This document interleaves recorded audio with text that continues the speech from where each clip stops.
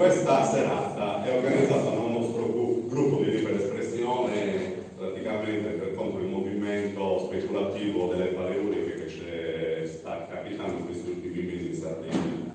Questo gruppo nasce spontaneamente e anche questo convegno di stasera per aggregare persone e rendere consapevoli le persone della situazione che si sta venendo a creare in Sardegna.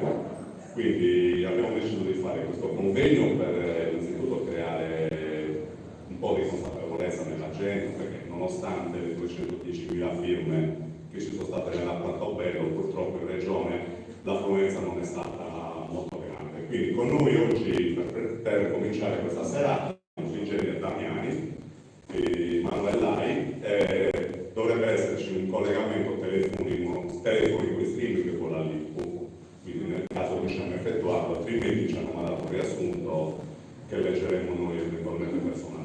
Allora, lasciamo la parola all'ingegnere Damiani che comincia un attimino a illustrare le problematiche. Grazie.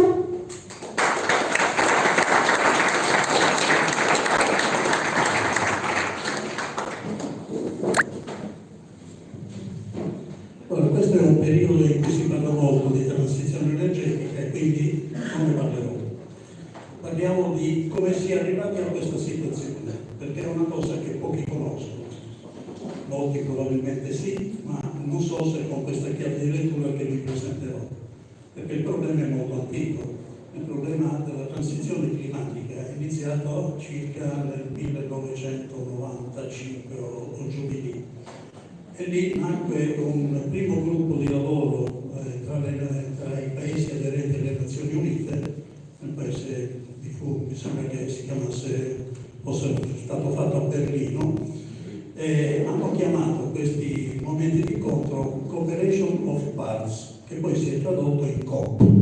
Quindi ogni anno c'è una COP in cui i paesi si riuniscono, nell'ultima di Dubai del 2023, erano 224 paesi, quindi sono tanti. E quindi parlano ormai da 28 anni di come ridurre il riscaldamento dell'ambiente, della terra. Prima si parlava del buco dell'ozono, questa parola è sparita, però in realtà il problema è quello che si è allargato e quindi è diventato qualcos'altro. Prima di iniziare la presentazione però vi lancio un piccolissimo filmato di 1 minuto e mezzo che ritengo anche molto interessante. Se restate in silenzio, non capite adesso. Ascoltate in silenzio.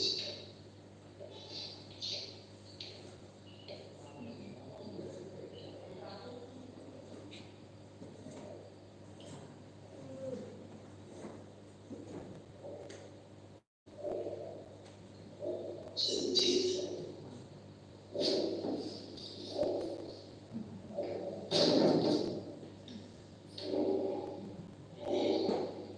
Rumore metallico che divulga i suoni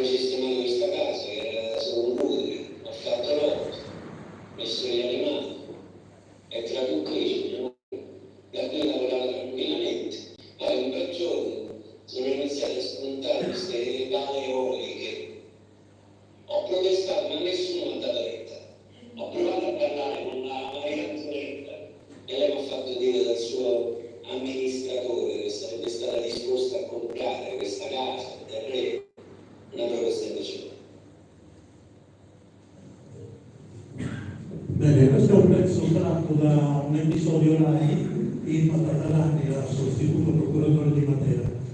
E pur essendo un filmato, quindi una storia, è quanto mai aderente alla situazione che si è creata in Basilicata, perché questo nasce dalla Basilicata, ma si è ripercorsa anche qui. Io ho lavorato per conto del comune di Villanova Forlo sulla costituzione della comunità energetica rinnovabile e poi li ho seguiti anche durante le prime segnalazioni e osservazioni sulle paleoliche. In un incontro che abbiamo tenuto nella biblioteca di Villanova Forlo c'era proprio una persona che è francese, probabilmente sardo originario, che era rientrato perché aveva dei figli che avevano bisogno di stare in un ambiente naturale e quindi era terrorizzato di questa situazione, perché dice i miei figli non possono vivere in un ambiente dove c'è questo rumore perché proprio per problemi di salute non possono affrontare. Poi ve ne farò vedere un altro pezzettino alla fine quando chiudiamo. Cominciamo a capire da dove siamo partiti. Questa è una rappresentazione che io chiamo pallogramma della ripartizione, della produzione dei gas di serra di tutto il mondo. E cominciamo a vedere che ci sono delle proporzioni importanti: Cina, USA, India, Russia e a scendere. Ma diamo un attimo dei numeri a fianco e vediamo che la Cina e gli Stati Uniti da soli fanno il 40% dell'inquinamento, tutti gli altri a scendere. L'Italia l'ho messa fuori scala e in fondo ha un peso che è dello 0,58%. Quindi già incominciamo a capire che l'Italia, rapportato al problema mondo, ha un peso veramente insignificante. Ma dobbiamo capire anche dove sta la Sardegna. La Sardegna ha lo 0,05, quindi stiamo parlando di millesimi di contributo. E sappiamo che l'atmosfera però non ha confini di territorio, quindi il contributo che si dà, o positivo o negativo che sia, viene comunque ripartito tra tutti. Quindi se anche la Sardegna riuscisse ad azzerare il suo contributo, toglierebbe 5 per 1000, cioè non risolverebbe il problema del mondo. Ma il problema del mondo è un altro, sono le fonti fossili. Le fonti fossili sono state la ricchezza dell'Europa, quando si tirava fuori il carbone dalla Germania, dal Belgio e via di seguito, ma anche quando lo andavamo a prendere nelle colonie africane. E chi ha oggi la ricchezza delle fonti fossili non ha nessuna intenzione di chiudere la sua fonte di ricchezza, le sue banche, i suoi scrivi di dollari in virtù di cosa? Per far stare bene gli altri. Non funziona così, ci sarà un iter di movimento che adesso vedremo abbastanza rapidamente, molto velocemente. Quindi guardiamo. Vediamo cosa è successo nella COP28 del dicembre dell'anno scorso. Tra poco ci sarà la COP29 che si terrà a novembre o a dicembre, normalmente alla fine dell'anno. In quei 2 mesi si trova modo di fare il punto. E qui c'è un problema legato alla mia vista. Come le copie, ne approfitto. C'è un problema legato al fatto che è stato ufficializzato che nel 2003 si è toccato il record assoluto delle temperature raggiunte nell'ultimo dei 100 anni circa. Quindi di un secondo di 1,40 gradi. C'è stato un impegno delle compagnie petrolifere che hanno detto che sarà interessante arrivare alle loro 0 emissioni da metano entro il 2030, ma nessun altro impegno, ma loro sono ricchi per quello, non per altro. Quindi non lo tirano neanche fuori loro, lo tiriamo fuori noi europei, loro prendono solo il 51% del guadagno pulito. Ma c'è stato 22 paesi su 220 dichiarato di voler replicare l'energia nucleare.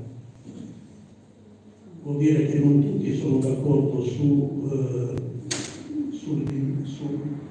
sull'entrare in maniera così pesante sul territorio, in maniera invasiva. Queste promesse, giusto per farvi capire che in questa riunione non si parla solo di energie sostenibili, ma si parla anche di condizionamento dell'aria, che è un altro dei problemi importanti, perché se la temperatura si alza bisogna nelle case mettere il condizionatore. Si parla di certificati di idrogeno pulito che incominciano a essere in argomento. Si parla alla fine di un compromesso in cui i paesi produttori e esportatori di petrolio, guarda caso quella coopera diretta e coordinata da un sultano, di abbandonare i combustibili fossili che sono poi responsabili del 70-80%. Le statistiche hanno poca importanza, basta spostarsi di qualche mese e qualche editoriale e cambiano i numeri. Il testo finale è un impegno senza impegno, perché dichiara la necessità di una transizione dai combustibili fossili. Non c'è scritto una data. Quindi, per quanto noi vogliamo, non è detto che succeda qualcosa. Ma nel primo panorama vi faceva vedere che c'è un peso importante della Cina e degli USA. Solo loro hanno il 40% e infatti da di loro cominciano a fare degli incontri mirati a trovare un modo di ridurre ma non perdere il controllo delle situazioni e quindi di come andare a rimanere ricchi, tra virgolette, pur facendo del bene alla terra, laddove è possibile. È importante sottolineare che tutti hanno dichiarato che il metano è una fonte che va abbandonata. Questo si ricollega anche a quello che sta per succedere in Sardegna. Quando tutti lo abbandonano noi lo prendiamo. Ma questa è una considerazione che era meglio che non facessi. C'è un accordo USA-Cina sul clima che invece dice che entro il 2030 i due paesi condividono la necessità di ridurre, di cessare i finanziamenti alle centrali a carbone all'estero con missioni non abbattute. Questa è una decisione importante. Quando firmano quei due paesi vuol dire che lo fanno, che hanno già definito come sopperire nell'ambito dell'economia a questa riduzione di business o quel che sia. Ma l'Unione Europea, cosa fa l'Unione Europea? Allora, per l'Unione Europea c'è un problema, almeno per me, lo è stato sino a qualche mese fa. Avevo una cognizione abbastanza generale dell'Unione Europea e ho avuto necessità di capirla meglio. Me lo sono imposto e l'ho studiata. La genesi è molto rapida, dal 1957 prima c'era la Comunità Europea dell'Economia, che era nata con il CENECA, mi sembra che si chiamasse, per regolare il commercio delle fonti fossili. Quindi la storia si ripete, è un problema che è ricorrente, che torna sempre sui tavoli. Poi nel 1992 la CE si è trasformata in Unione Europea e nel 2002 l'euro è diventato l'unico elemento collante di tutti i paesi europei. La giustizia ancora non lo è e altri argomenti non lo sono. Ma come è costituita l'Unione Europea?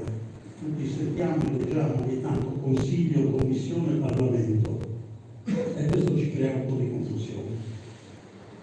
Dopodiché c'è la Corte di Giustizia dell'Unione Europea, di questo nessuno Stato legge, la Banca Centrale Europea, questa è una cosa che passa osservata, ma è ricchissima e potentissima, e la BEI, la Banca Europea degli Investimenti. Ci sono anche altre piccole organizzazioni, ma questi ultimi due sono fondamentali perché sono al centro dell'inizio di quel fenomeno di incentivazione degli investimenti verso l'energia, perché la Banca Europea dà dei finanziamenti, non tutti, ma quando si è partiti hanno dei finanziamenti, e le garanzie bancarie che devono essere date, normalmente le dà direttamente la comunità europea. Quindi immaginate, questa è già un'operazione che andrebbe potuto andare in banca e chiedere tesori per costruire a casa. Se il finanziamento mi viene dato, la garanzia da qualcun altro, è già un business, è già un'opportunità. Ma andiamo meglio ad affrontare, sempre velocissimamente, chi sono il Consiglio, la Commissione e il Parlamento. Il Parlamento per me è la maschera di democrazia. Ci sono tutti i parlamentari eletti nei vari paesi. Cosa fanno? Hanno la funzione legislativa, come ce l'ha il nostro Parlamento. Ma chi le fa le leggi? Chi le propone? Chi le definisce? In realtà le studia il Consiglio. Dentro il Consiglio ci sono i 27 ministri capi di governo dei paesi aderenti. Quindi è lì il cuore in cui si decidono le strategie dell'Unione Europea. Poi il Consiglio definisce insieme alla Commissione le linee di indirizzo e della strategia per cui fare. La Commissione prepara la proposta di legge e la proposta di legge viene portata in approvazione. Quindi il gioco è molto democratico, ma non è per niente democratico, perché è difficile che possa partire una proposta di legge dal Parlamento.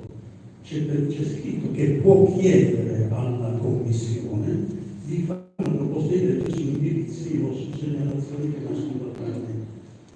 Non so se è stata chiara questa rappresentazione, è fondamentale.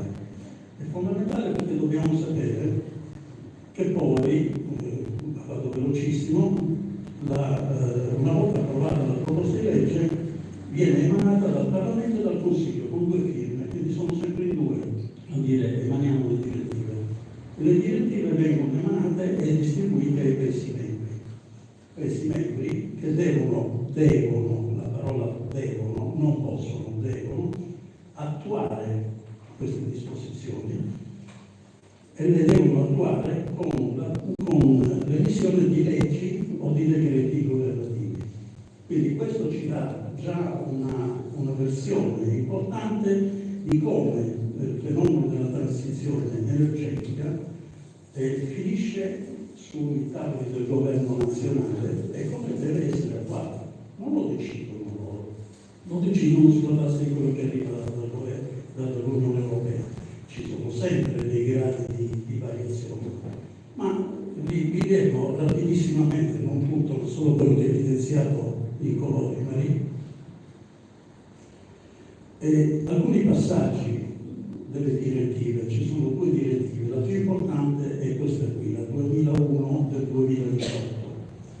In alcuni passaggi le leggi hanno, anche in Italia, hanno una premessa in cui si dice visto, pensato, considerato, letto e bla bla bla, e poi dopo che inizia la legge con gli articoli. Negli articoli si deve usare il verbo, la definizione di verbo presente, quindi devo, devono e via di seguito, si attua e via di seguito. Nelle premesse invece si possono utilizzare anche i condizionali. E quindi in questi primi passaggi, questo è il punto 3 dei passaggi, una direttiva di 150 pagine minimo, si individua il motivo del perché la transizione energetica è diventata un problema paricentrico a tutta l'Europa. Allora, nella rappresentazione degli inquinamenti del pallogramma abbiamo visto il peso della Cina e della Russia.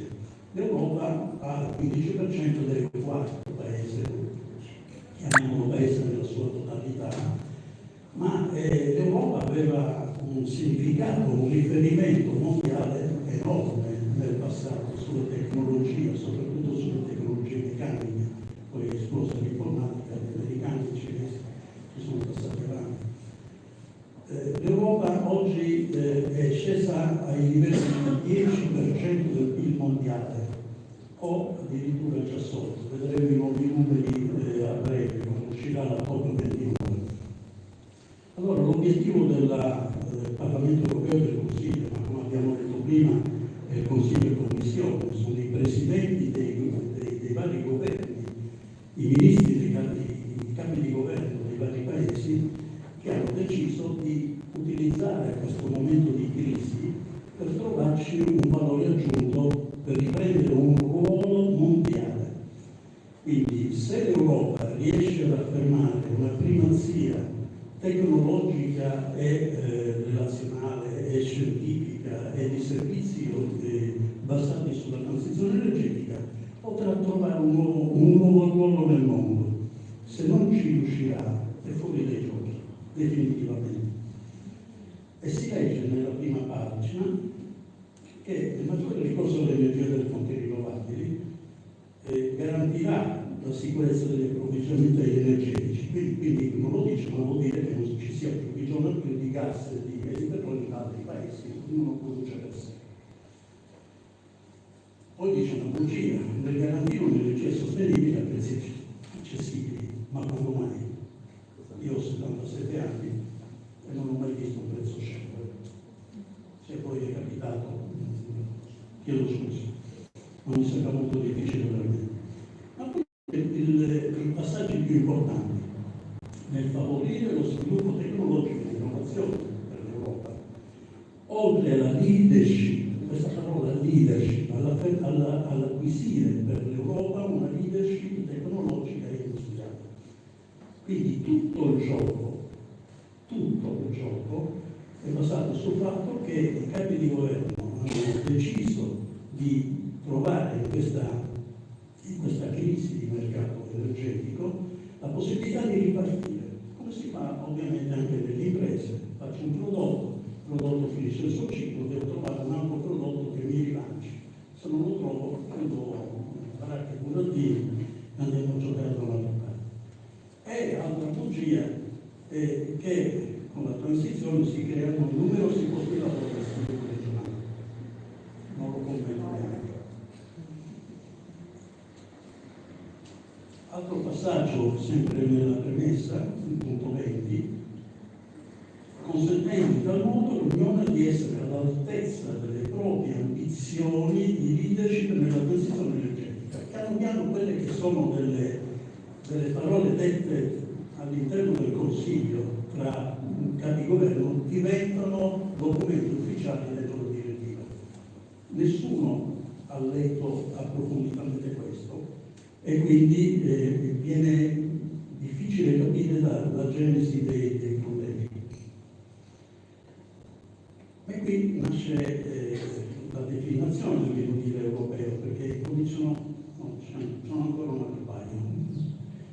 La pianificazione, questo è importantissimo, la pianificazione delle infrastrutture necessarie per la produzione di energia elettrica da fonti rinnovabili dovrebbe, quindi vedete il condizionato, quindi un'indicazione, ma non è un obbligo per i paesi aderenti farlo, dovrebbe tenere conto delle politiche relative alla partecipazione delle persone interessate dai progetti, in particolare la popolazione locale. Queste parole, questi pezzi, questi stralci che io ho fatto sono letterali, quindi c'è il numero di riferimento e laddove il periodo non sia completo posso anche dire qual è la parte che manca. Punto 45, è opportuno assicurare la coerenza tra gli obiettivi della presente direttiva e il diritto dell'ambiente dell'Unione. Quindi comincia a dire è necessario che devi considerare i problemi legati all'ambiente, che vuol dire le valutazioni ambiente, sostenibile e via dicendo. In particolare durante le procedure di valutazione, pianificazione e concessione di licenze per gli impianti di energia rinnovabile. Gli Stati membri dovrebbero nuovamente il condizionale. Quando arriva il momento che il Consiglio e la Commissione devono dire ai Paesi quello che devono fare, se è troppo negativo lo dicono col condizionale. Quindi non sono io che ti impongo di farlo, ma te lo faccio capire. Quindi tu muoviti di conseguenza. Punto 51, altro problema importantissimo che soffriamo tutti i giorni. La lunghezza delle procedure amministrative costituisce un serio ostacolo amministrativo. La semplificazione delle procedure amministrative di rilascio dell'autorizzazione in termini chiari per decisione dovrebbe stimolare una gestione più efficiente delle procedure. Quindi questo non hanno questo l'ho perso. il cielo condizionato. Quindi gli suggerisce che l'unica maniera di rendere snello e veloce tutto il processo è quello di rendere molto più snelle le procedure di concessione. Abbiamo quasi finito la parte del Green. Il passaggio a una produzione energetica decentrata presenta molti vantaggi, compresi l'utilizzo delle fonti di energia locali, maggiore sicurezza locale degli approvvigionamenti energetici, minore distanza di trasporto e ridotta dispersione energetica. Questo si può dire produrre dove si consuma. Questo è il messaggio.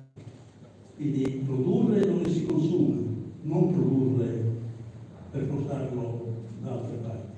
E dice anche perché ridotta dispersione dell'energia, minori distanze di trasporto, minori necessità di infrastrutture. Quindi nella direttiva tutto è chiaro, non sono stupidi, sanno benissimo quello che fanno. In ultimo, punto 76, volevo dire in ultimo, ma vedo che ce n'è ancora qualcun altro. La strategia dell'Unione dell'Energia ha anche riconosciuto il ruolo dei cittadini nella transizione energetica, in cui assumono la responsabilità delle scelte energetiche. Si avvalgono delle nuove tecnologie per ridurre il costo delle bollette e partecipano privatamente al mercato.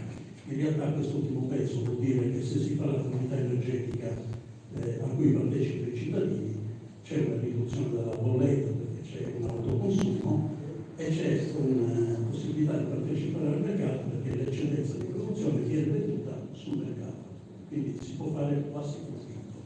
Di sicuro in questo caso diminuiscono le bollette, questo è l'unico passaggio che possono diminuire. Il passaggio di una produzione decentrata, questo è stato prima, infatti la prego, regimi di sostegno per l'energia da fonti rinnovabili, anche questo è fondamentale. Leggiamo il punto 3, o leggo il punto 3.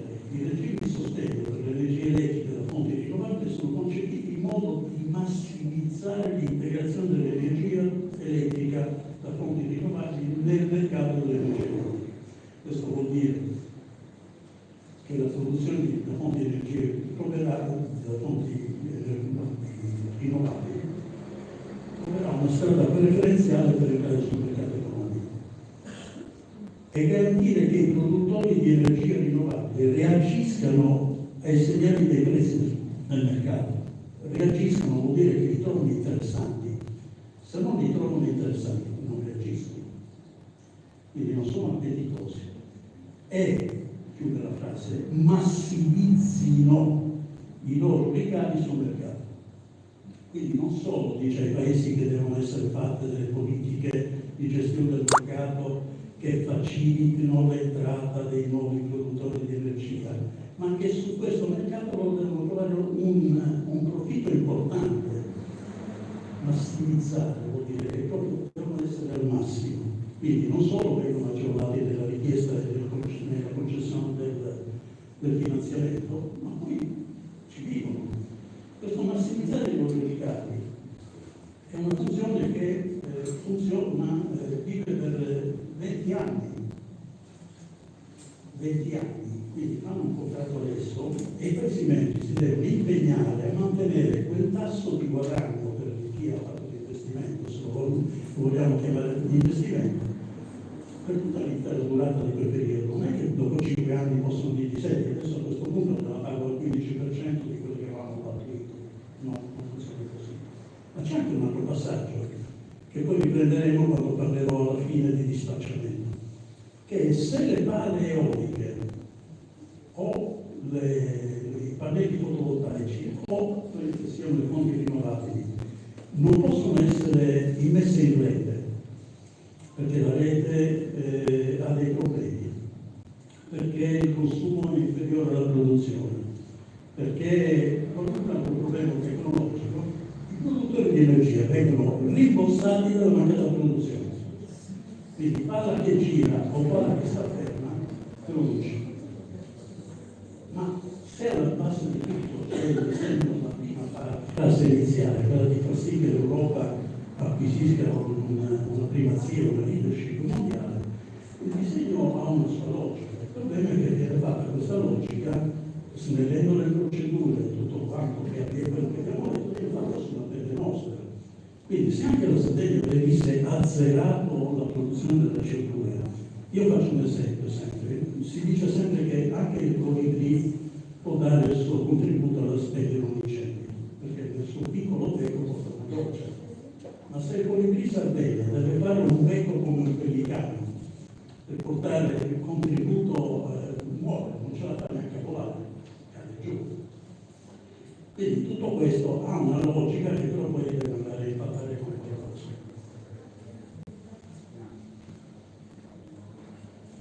Anche questo è importante, molto importante, quello evidenziato in rosso più grande, ma ve lo leggo perché tanto non lo leggo. La produzione di energia elettrica da fonti rinnovabili può essere utilizzata per soddisfare in misura sempre maggiore la domanda di energia. E qua siamo d'accordo. Per esempio utilizzando pompe di calore, progetti, bla bla bla, ma può essere utilizzata anche per produrre carburanti sintetici destinati al consumo nel settore dei trasporti difficili da decarbonizzare, come il trasporto aereo e marittimo. Cosa ci sta dicendo? Che se in Sardegna la produzione necessaria è 1, la capacità di esportazione è 2, quindi noi più di 2, la esportazione più di 3 non possiamo produrre, perché altrimenti dove la mettiamo questa energia in abbondanza. Però ci sta suggerendo che se produciamo 4, 1 può essere destinato a produrre idrogeno, perché l'idrogeno non si produce così. Ci vogliono dei principi che usano la corrente elettrica. E ci sta dicendo quindi che possiamo produrre carburanti sintetici, che sono prodotti dalla scissione, dalla fusione di atomi e bla bla bla, finalizzati a cosa? Al trasporto delle navi e degli aerei. E sono 2 settori in cui si sta pensando all'uso dell'idrogeno.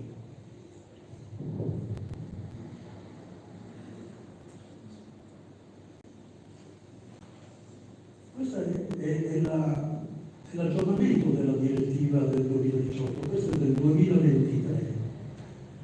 E anche in questo si ribadisce che uno dei principali ostacoli agli investimenti nei progetti è la lungaggine delle procedure amministrative di rilascio delle autorizzazioni. Tali ostacoli figurano la complessità delle norme applicabili per la selezione dei siti e le autorizzazioni amministrative di tali progetti, la complessità e la durata delle valutazioni di impatto ambientale. Onde accelerare il ritmo di realizzazione di tali progetti è necessario adottare norme che semplificano e abbrevino la procedura di rilascio delle autorizzazioni, tenendo conto dell'ampia accettazione pubblica della diffusione delle energie rinnovabili. Io ho detto due parole, una è sicuramente una bugia, poi una presunzione di conoscenza, ma è pacchiana. Ma c'è un cambiamento fondamentale. Io non sono un linguista, non vengo dal classico, ho fatto il perito industriale, poi sono anche laureato in ingegneria, quindi non sono un cultore della lingua, ma qui non c'è più il condizionale. Quindi onde accelerare il ritmo di realizzazione dei progetti è necessario adottare. Quindi sta dando indicazioni ai paesi che la norma, la direttiva che è stata analizzata e che ha guidato tutto, adesso bisogna dare un'accelerazione, non è più lasciato col condizionale la capacità ognuno di pensare quello che vuole. O fa così, o succede qualcosa. E dopodiché cominciamo a entrare nell'articolato, e quindi prima erano premesse, adesso è articolato. Principi generali e regimi generali di autorizzazione. Il presente capo porta semplificazione dei procedimenti autorizzativi per gli impianti di produzione di energia e fonti rinnovabili. Quindi non è più solo nella premessa, ma è negli articoli della legge, della direttiva europea. Noi siamo al 35, questo l'avevo già detto a voce, ma ve lo ripeto, quindi alcuni hanno avuto agevolazioni finanziarie così estese, finanziamenti della Banca Europea, garanzie della Comunità Europea, contratti garantiti per 20 anni, rimborso della mancata produzione per problemi di vendita. Le prime 2 righe in realtà, anche se mancassero, in realtà non trovano grossi ostacoli, perché ci sono dei fondi che sono quelli del PNRR che paghiamo noi, perché sono detti, non sono legali, sono fondi che vengono messi dalla BEI, quindi è un gioco che si ricicla. In realtà quelle cose, anche se venissero chieste direttamente a una banca, vengono concesse perché gli investimenti sull'energia sono considerati investimenti che per i prossimi 50 anni sono sicuri, indipendentemente dalla capacità, dalle dimensioni di chi li va a fare. Poi sappiamo che invece c'è chi, come è successo per le telefonie private che nascevano in tutte le regioni, poi sono state di nuovo rimesse sotto 2 o 3 concentrazioni. Ma l'attuale situazione italiana qual è? Anche questo è importante saperlo. Vai. Questa è una bellissima tabella, non si legge ovviamente. A fianco c'è un diagramma che rappresenta l'Italia e ci sono tutta una serie di freccettine che vedete che vanno fuori dalla figura dell'Italia, che rappresentano i movimenti di energia che viene importata ed esportata. Bene, noi riceviamo, l'Italia riceve, importa quindi dalla Francia, dalla Svizzera con 2 collegamenti, dall'Austria, dalla Slovenia, dal Montenegro,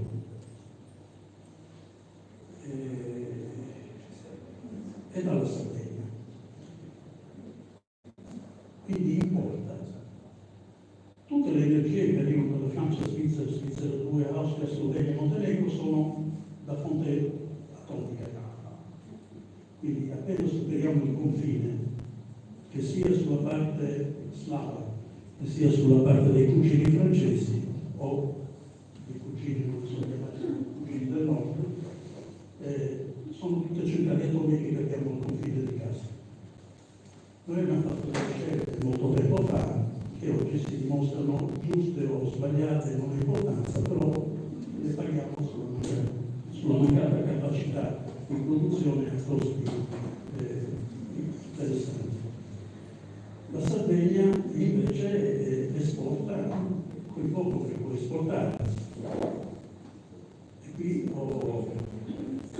noi abbiamo 3 collegamenti, anzi abbiamo 2, Sapori, Sardegna, Corsica, Italia, che passa tramite la Corsica e poi dalla Corsica va in Toscana.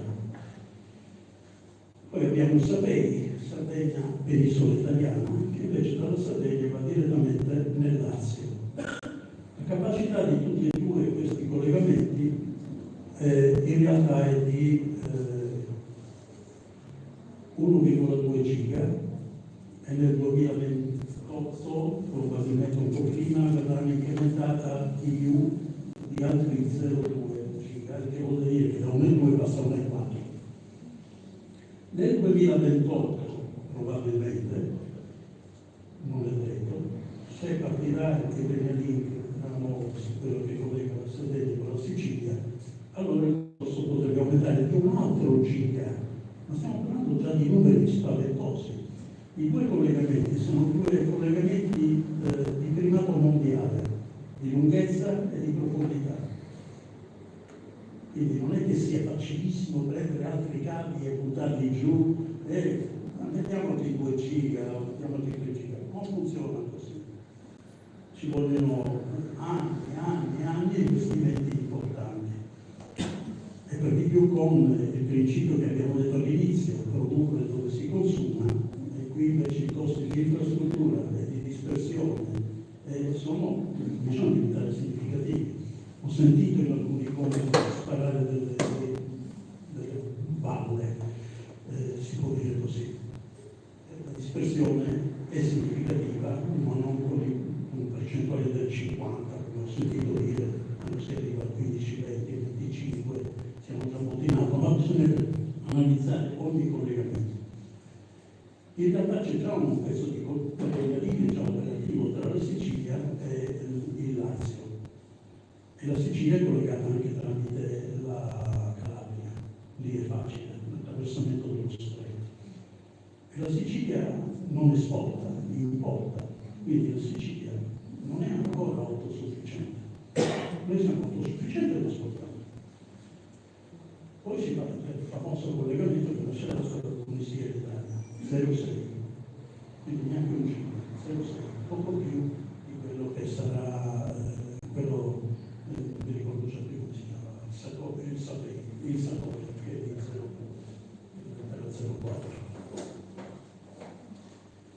Quindi, riassumendo tutto il titolo, noi avremo una Sardegna che è capace di esportare a regime 2,4 gigawatt. Io ho messo una M, ho sbagliato, un lavoro notturno, chiedo meglio. Almeno sulla mappa, mentre sullo scritto ho messo ovviamente la formula corretta. Ma se si parla allora di certi numeri, qual è il raziocinio? Anche questa è una slide che non si legge, ma questo è molto importante. Tutto quello che presento è estratto dai documenti ufficiali di Terna, quindi non sono numeri dell'Unione Sarda, non sono numeri della Nuova Sardegna, non sono numeri della rivista di chissà chi, sono numeri ufficiali di Terna, dove dichiara che alla potenza del 21-12-2022 normalmente la non ha ancora messo il 2023, o almeno io non l'ho visto. La Sardegna oggi produce 5.000 megawatt, che vuol dire che produce 5 gigawatt.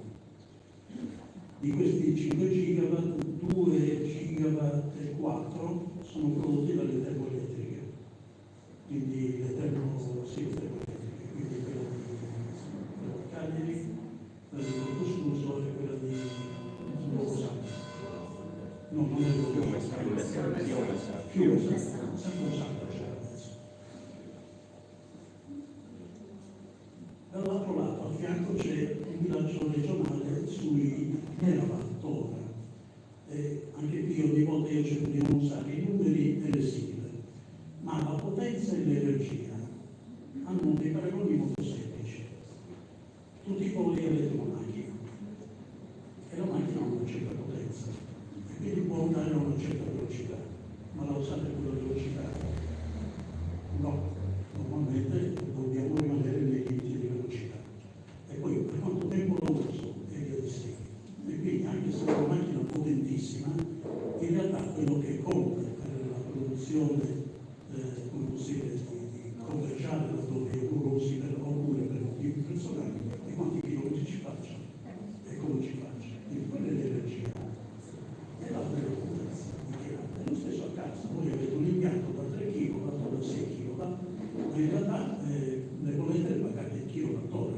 Quindi quanto tempo tenete accesa le utenze e quindi quanta potenza utilizzate moltiplicata per il tempo vi dà l'energia. Queste due cose vanno dette, quindi anche lì ogni tanto vi capiterà di andare in dei convegni, in degli incontri, anche tenuti da persone di peso, e sparano queste confusioni, perché non conoscono la differenza tra energia e potenza. Non è obbligatorio conoscerlo, non è che vi posso fare il cipoletto rosso o rosso. Quindi sulla situazione riassuntiva riassuntiva del tutto, no, non questo, torna indietro un attimo. Perfetto. Il PNIEC, che è il Piano Nazionale di Integrazione dell'Energia e del Clima, prevede che alla Sardegna siano applicati 6,2 giga, qualcosa del genere, 2,7 facciamo già, e quindi dovremo arrivare a 8,9. Ma i picchi di domanda non superano i 3 giga, ne possiamo esportare 2,4 e arriviamo a 5,4. Arrivare a 8,9 ce ne sono 4 che parlano a spannometro.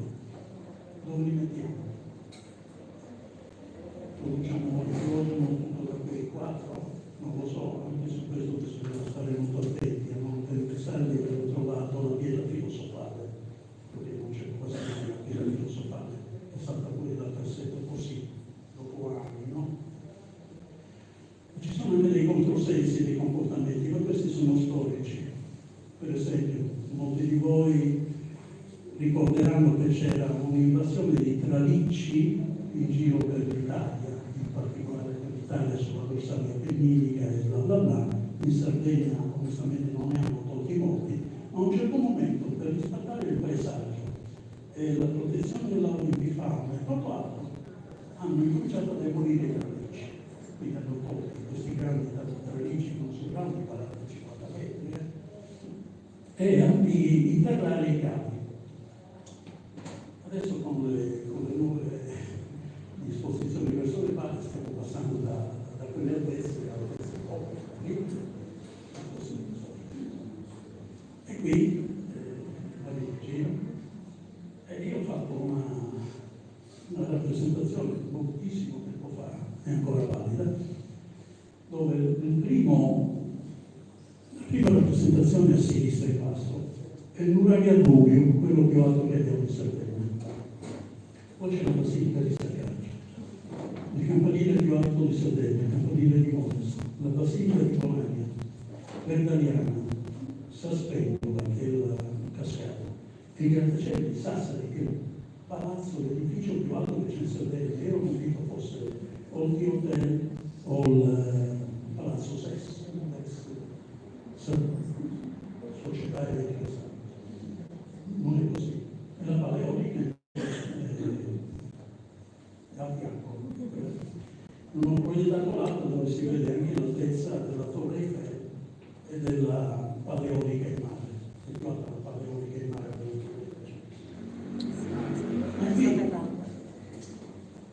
qui c'è un ultimo punto che volevo raccontare, che è quello del dispacciamento. L'ho lasciato alla fine. Allora, verso la fine dell'anno scorso ho incominciato a guardare con un occhio diverso le palle, quando camminavo e giravo, dalla Marmilla, dalla di Quarza, giravo nel nord, e notavo che c'erano momenti in cui le palle giravano tutte, e momenti in cui le palle erano alcune ferme, alcune giravano, e momenti in cui tutte sono ferme. E mi sono chiesto, ma inizialmente con un approccio da ingegnere, la prima cosa che ho detto è se ce n'è qualcuno fermo è sotto manutenzione, perché hanno un piano di installazione e manutenzione diversa dall'altra, quindi non mi sono preoccupato più di tanto. Ma la seconda volta ho cominciato a dire no, inizio, c'è qualcosa che non mi guarda. E quindi sono andata ad approfondire altri documenti, che non vi proietto solo perché sarebbe deviante supererei anche i limiti, però ci sono delle entità a livello nazionale come la GSE, che è il gestore dell'energia, gestore, non mi ricordo, comunque è il gestore dei pagamenti, che è la cosa più importante. E c'è Terna che gestisce le pale e tutto il sistema elettrico italiano, e poi c'è un altro ente che si chiama ARERA ed è un'agenzia. ARERA è come se fosse il legislatore, quello che dice come e perché vanno agevolati certe produzioni alte. ARERA scrive ufficialmente che non si possono effettuare operazioni di dispacciamento nei confronti delle energie rinnovabili, devono essere effettuate solo nei confronti delle energie termoelettriche. Io non vi ho ancora definito questo dispacciamento. Infatti stavo arrivando a quello. Non vi ho ancora definito, la definizione adesso. C'è un principio nell'elettrotecnica, così come anche in idraulica, dove l'apertura di un rubinetto, che vuol dire l'erogazione, il consumo di un'acqua, deve essere equilibrato da una produzione di acqua a monte, altrimenti il rubinetto si suona. O addirittura, se invece non rallento la produzione, il tubo può esplodere per aumento di pressione. Quindi ci vuole un bilanciamento continuo, una cosa sofisticatissima da realizzare, soprattutto in una rete critica come quella sarda. E non è una mia critica alla rete, è la definizione che Terna dà della rete sarda. Quindi è critica sulla rete primaria e critica sulla rete secondaria. La rete primaria è quella che collega Fiume Santo con tutte le altre due centrali, le dorsali principali. La rete secondaria è quella che arriva sino alle nostre case.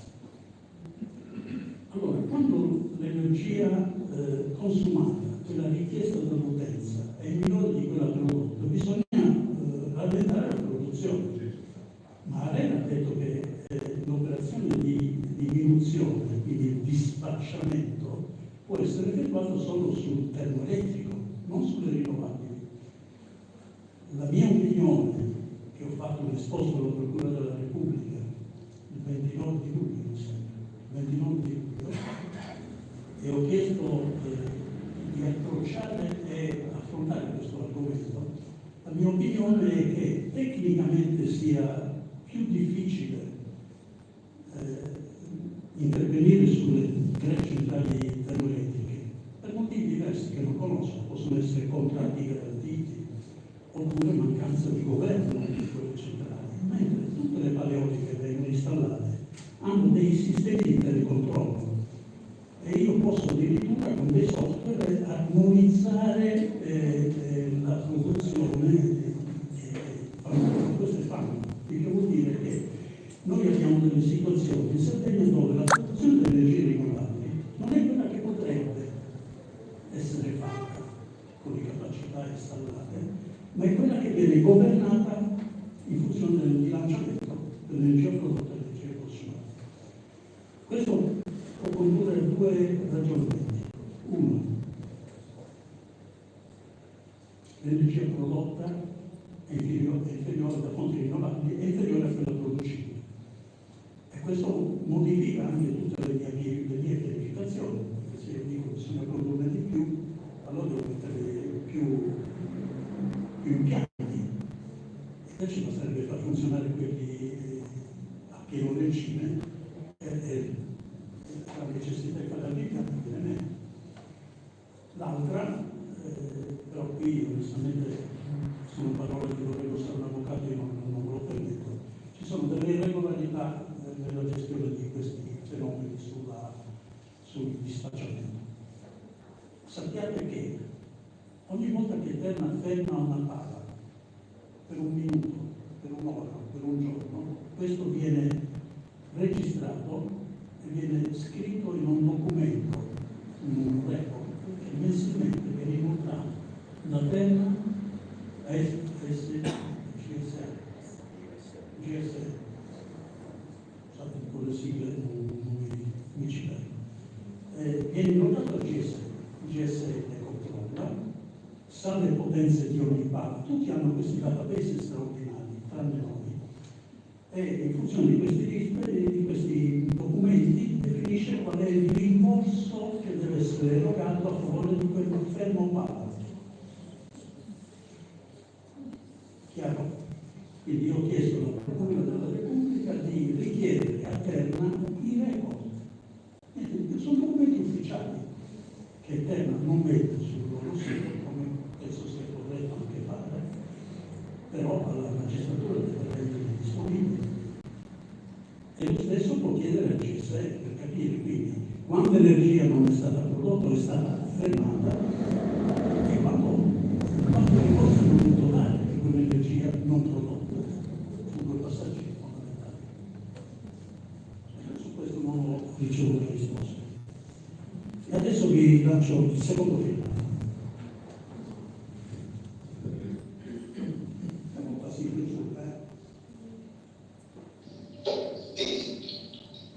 Vi faccio vedere un'altra cosa. Prego.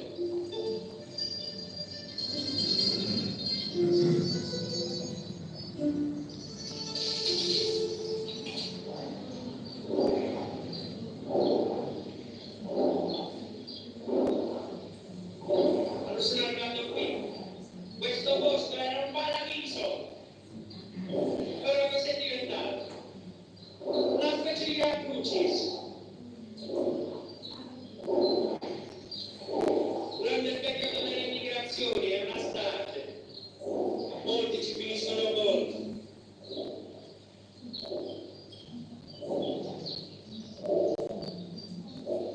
Sta malsana pratica di infestare la campagna di paleoliche, anche la vita ecologica, alla fine come tutto si è trasformato in un business che impoverisce il territorio e sconvolge gli ecosistemi, oltre al sistema nervoso che ha la sfortuna di abitarci vicino.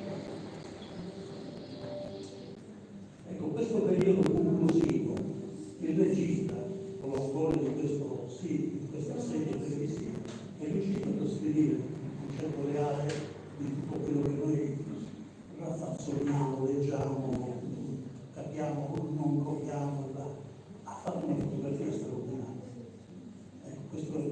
straordinario. Se volete vederlo tutto per intero è su Play, basta cercare i Matatarani, la donna che pensa la testa. Chiudo con l'ultima slide, dopodiché è veramente così. Ah, non c'è più, ma non è importante, ve la dico. L'ultima slide era un messaggio lanciato da Gian Maria Fara, presidente di Euristes. Euristes è un ente di ricerca che fa anche da consulente al governo per la sua competenza su certi temi, quando ovviamente vogliono avere qualcosa che non sia, come posso dire, contro di loro, non lo chiamano a fare consulenza, altrimenti è infinito. E lui scrive: l'insularità ci ha consegnato un patrimonio naturale e ambientale unico. Questo patrimonio è ben presente anche all'interno e può essere istituito nelle diverse stagioni. Bisogna però tutelare l'integrità del territorio attraverso politiche che sappiano immaginare un futuro di conservazione endemica dell'isola. Grazie.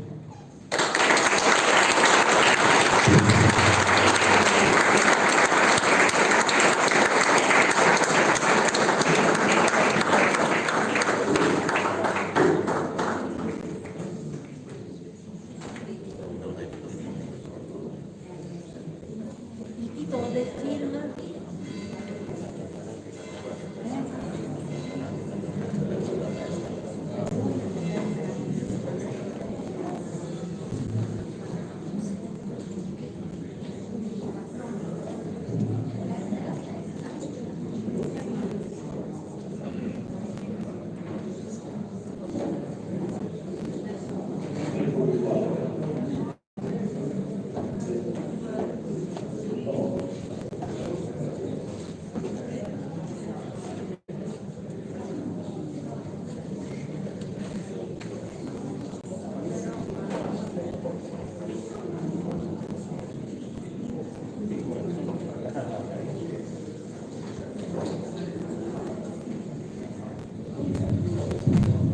Adesso seguirà l'intervento di un rappresentante della RIPU.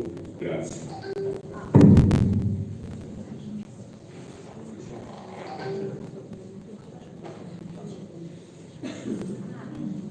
Ecco.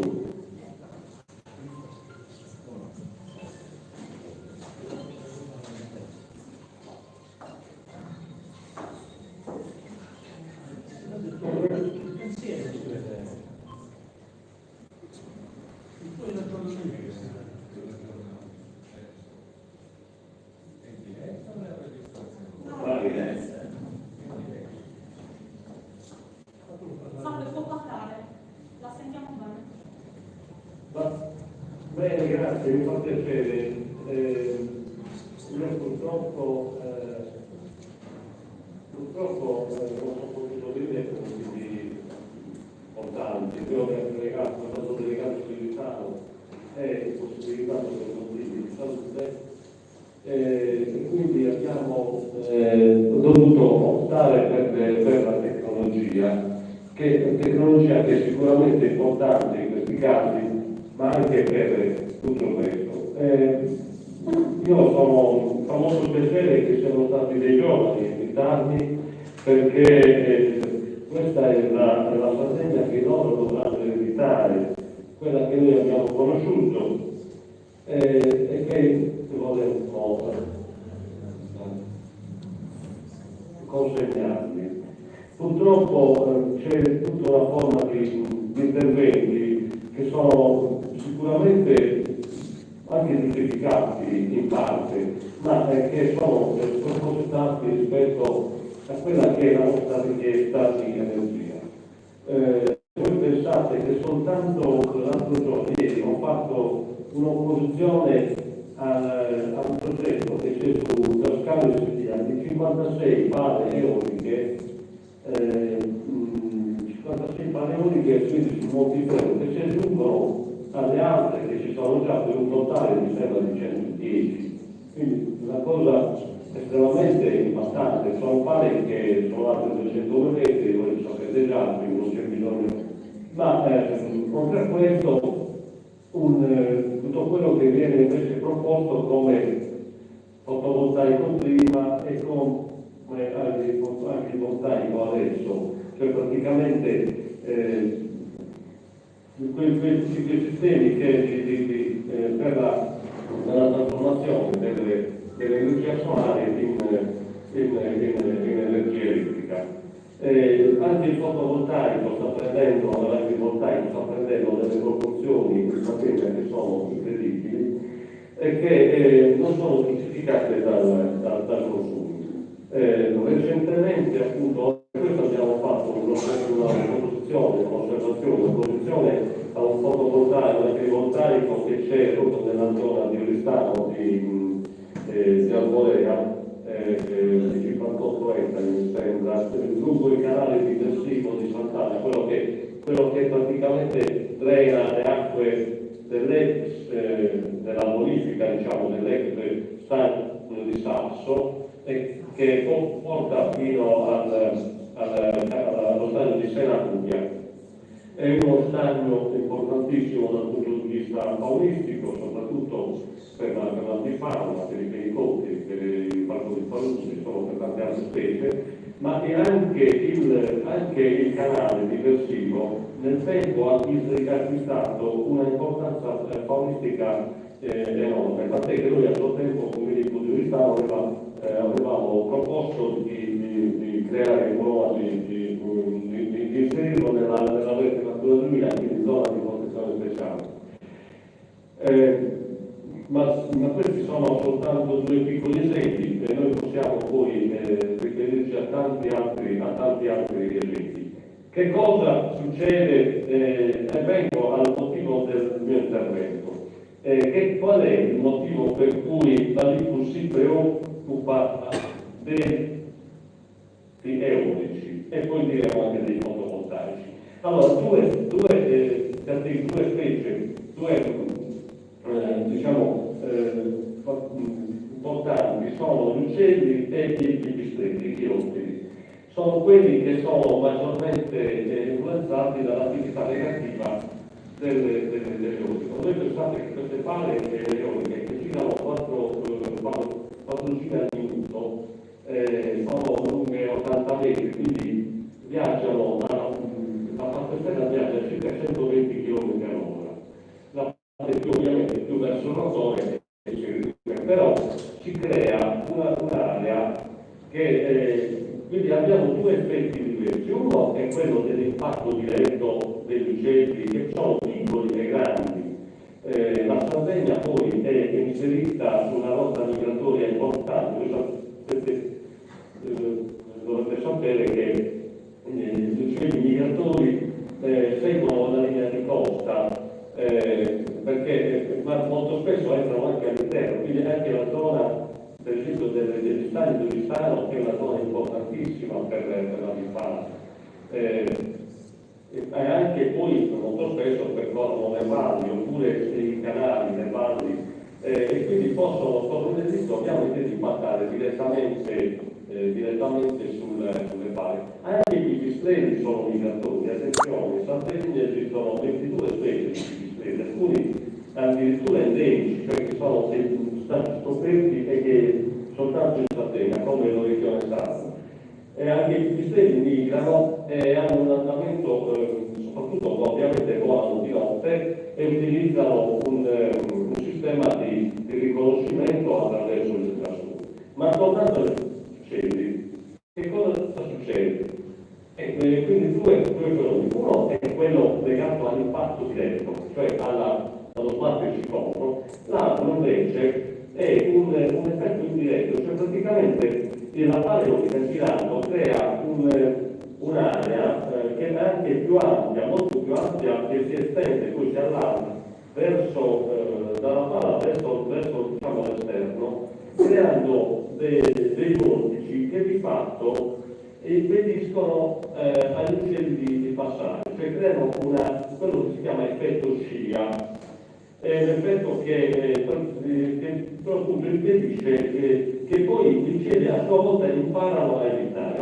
E quindi questo è un sistema diciamo di difesa, però è anche un problema perché se noi mettiamo tante pale, l'effetto cumulativo di tutte queste pale che girano crea un'area dove ovviamente questi animali non possono passare. Quindi se per caso stanno migrando, devono deviare moltissimo, quindi con grande dispendio di energia e con un effetto che è dannoso comunque per le specie. Quindi questi due effetti, l'effetto diretto, l'impatto soprattutto sui grossi volatori, per esempio il grifone, l'adottore che ha 2,80 m di apertura d'ali, che vola quando sta scendendo verso, che si nutre ovviamente di animali morti, quando scende arriva sulla carogna, però non ha una visione molto acuta, ma ha un punto in cui lui non vede. E questo è uno dei problemi che ha creato infatti in passato. Poi ci sono ovviamente i piccoli uccelli. La difficoltà di monitorare sotto le grandi pale qual è? È che molti piccoli uccelli vengono con una velocità di 120, una pala che gira così, riprende da 9 lontanissimi sia gli uccelli che gli uccelli. Sono quindi difficilmente da riconoscere. Sì, poi dicevano queste delle ditte che producono solo, ma noi andiamo con i cari molecolari a controllare sotto e sappiamo, anche perché i veri dati non esistono, proprio perché non si riesce a perché non sono animali grandi, allora sì, quelli si trovano più facilmente, ma i piccoli uccelli vengono sbattuti lontano oppure mangiati direttamente da volpi, da mattole, eccetera, da predatori. Quindi è molto difficile. Per quanto riguarda invece i pipistrelli, che sono quelli che subiscono maggiormente il danno, loro usano gli ultrasuoni per identificare le prede. La pala in movimento in effetti li inganna, per cui a un certo punto si rimangono disorientati e la maggior parte dell'impatto è legato proprio a questo disorientato. Queste sono in sostanza le motivazioni, ma poi esistono delle motivazioni ambientali molto più ampie. Nelle nostre osservazioni noi citiamo per esempio il dissesto idrogeologico che viene prodotto dalle strade che vengono aperte, sono strade di 25 metri che devono salire sui monti, quindi portare su delle pale camion pesantissimi che pesano 140 tonnellate, che devono portare su i componenti delle pale, le pala stessa che usano 80 metri, ma anche tutte le gru e tutte i camion e tutto quello che deve portare su. E poi si creano le piazzole per posti, di stoccaggio e poi tutti i capilotti. Quindi, per esempio, tutto quello che è la vegetazione viene alterata, il mulete secco, il mulete secco che sono un patrimonio quindi è un impatto di cui peraltro non si tiene conto nel conteggio della CO2 che producono tutte queste cose, perché per comunque le pale si produce CO2, per portarle in mare si produce CO2, per portarle sui monti o per terra in ogni luogo dove vanno si produce anche la CO2, quindi prima di compensare anche questo consumo di ossigeno e questa produzione di CO2 bisogna anche sapere. Questo è il ovviamente poi ci sono anche motivi di carattere estetico, di questo la maggior parte parlano, questo dal punto di vista proprio della di cui noi ci interessiamo, i motivi sono fondamentalmente questi, poi ce ne sono tanti altri, che ne so, impatti, sì, certo, se vediamo gli impatti degli uccelli sui grattacieli o quello che producono i gatti, la contestazione che ci hanno fatto dice la maggior parte degli uccelli vengono uccisi dai gatti. Certo che è vero, infatti anche lì bisogna intervenire in qualche modo, oppure finiscono contro le linee elettriche, i riboni, la pianivolete, eccetera, è successo anche in Sardegna molto spesso. Però noi a tutto questo non possiamo aggiungere un altro impatto che può essere quello del fallimento. I campi fotovoltaici invece hanno un effetto diverso. C'è intanto l'effetto specchio, cioè un uccello che va dall'alto identifica un campo fotovoltaico come una distesa d'acqua, diciamo, per cui ci si può avvicinare. e siccome scaldano poi alla fine gli specchi, può rimanerci. Così pure abbiamo visto quella questione delle api, del miele della cera che si è sciolta, che c'è comunque un momento di temperatura nelle zone dove ci sono i fotovoltaico. I pipistrelli, per esempio, ci sono degli articoli, anche recenti, ti ricordo per esempio hanno fatto delle divulgazioni, i pipistrelli vengono identificati attraverso dei ricevitori di ultrasuoni che poi trasferiscono e trasformano il codice, il segnale in un codice che poi identifica la specie, perché ogni pipistrello ha una emissione di ultrasuoni diversa da specie a specie, con frequenze diverse ma anche con modalità diverse, per cui si possono identificare. Ho visto che le aree coperte da pannelli fotovoltaici che un tipo di insetti, oppure che vengano disturbati per la riflessione dei suoni, eccetera, non vengono frequentate da pipistrelli. Anche qui quindi si crea uno spazio dove questi animali non possono alimentarsi. Ora, l'importanza delle specie nella biodiversità è che sono tutte collegate, per cui se manca una specie, prima o poi per le leggi dell'ecologia si creano dei vuoti, e dei vuoti che poi vengono o compensati da altre specie oppure che rimangono vuoti. E con un'interferenza anche molto spesso sulla flora, lo sapete, per l'impollinazione come si è fatto, oppure per l'interferenza sugli insetti. Quindi questi sono fondamentalmente, poi non so se c'è qualche domanda, qualcuno che vuole sapere dei particolari, non so se possiamo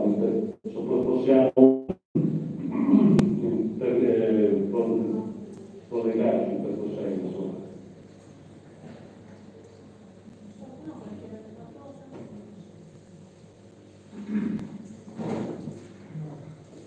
Ragazzi, scusa, se tu vuoi individuare qualche problematica.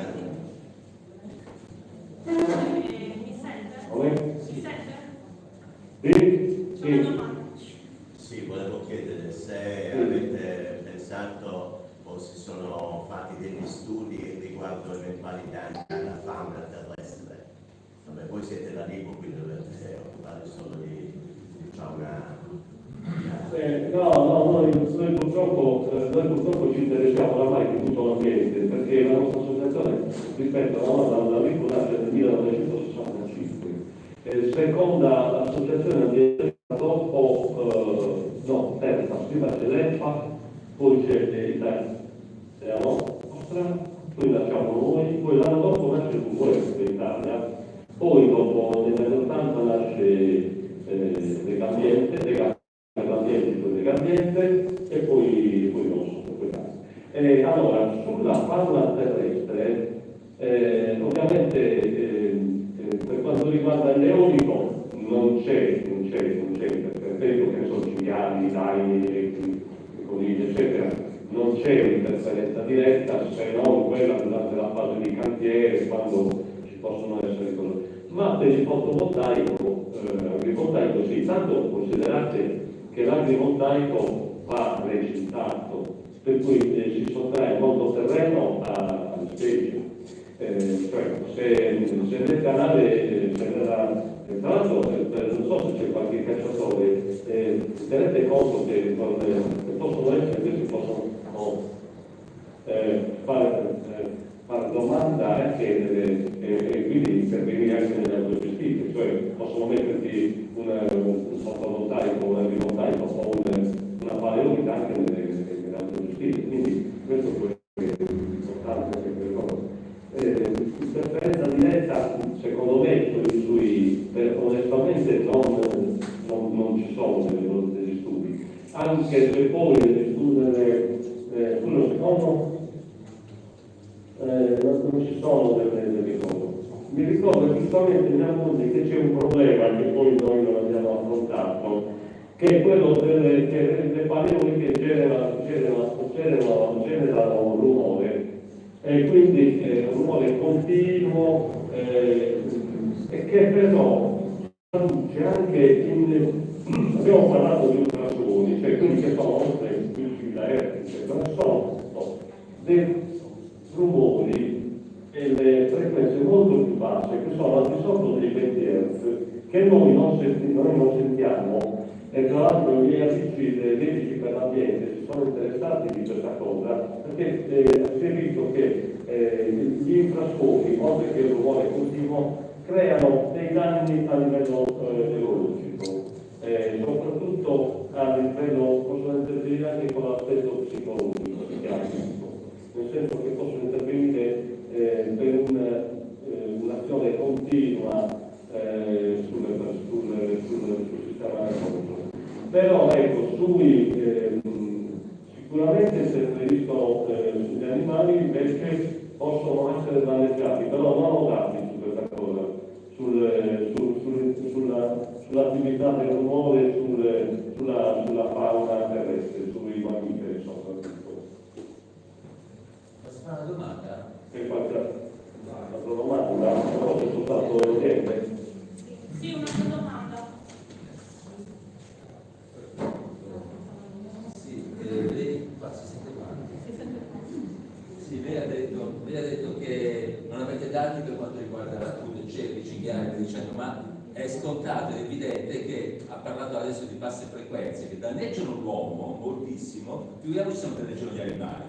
In America e in altri centri, anche insieme agli animali, le ricerche stanno già facendo e sappiamo che provoca stress, insonnia, problemi cardiovascolari e tumori. Una mia amica che ha una casa in Inghilterra, ha fatto questa villa, dopo 2 anni si è trovata le paleoliche attorno, il medico le ha detto, e se lo può permettere perché questa persona è ricca, abbandona questa villa, vattene via, perché è pericolosissimo. Per cui è ovvio che le basse frequenze, ma anche gli ultrasuoni, che noi non percepiamo ma gli animali percepiscono, è evidente che fanno malissimo. E poi l'ultima cosa volevo dire è questa. Come affrontate la posizione del WWF, della Lega Ambiente che andiamo contro, in modo così vile, volgare? Non è credibile che loro facciano finta di niente. La ringrazio.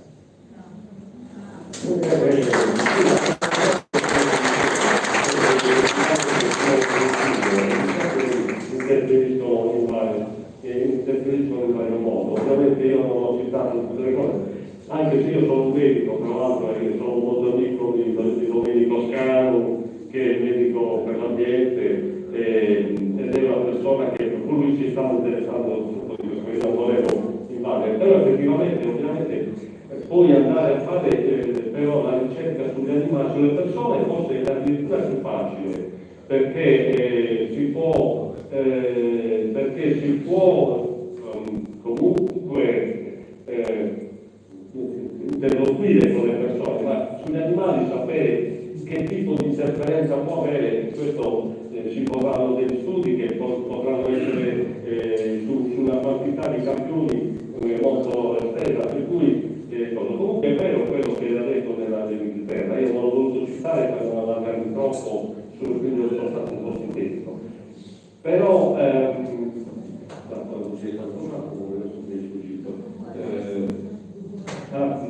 dunque Lega Ambiente, WWF. niente, quindi questi sono articoli come intervenire con le altre associazioni. E noi allora io ho nato WWF nel 1976, anzi nel 74 la mia prima cosa è stata quando abbiamo recuperato un grifone in mare e lo abbiamo liberato che cosa.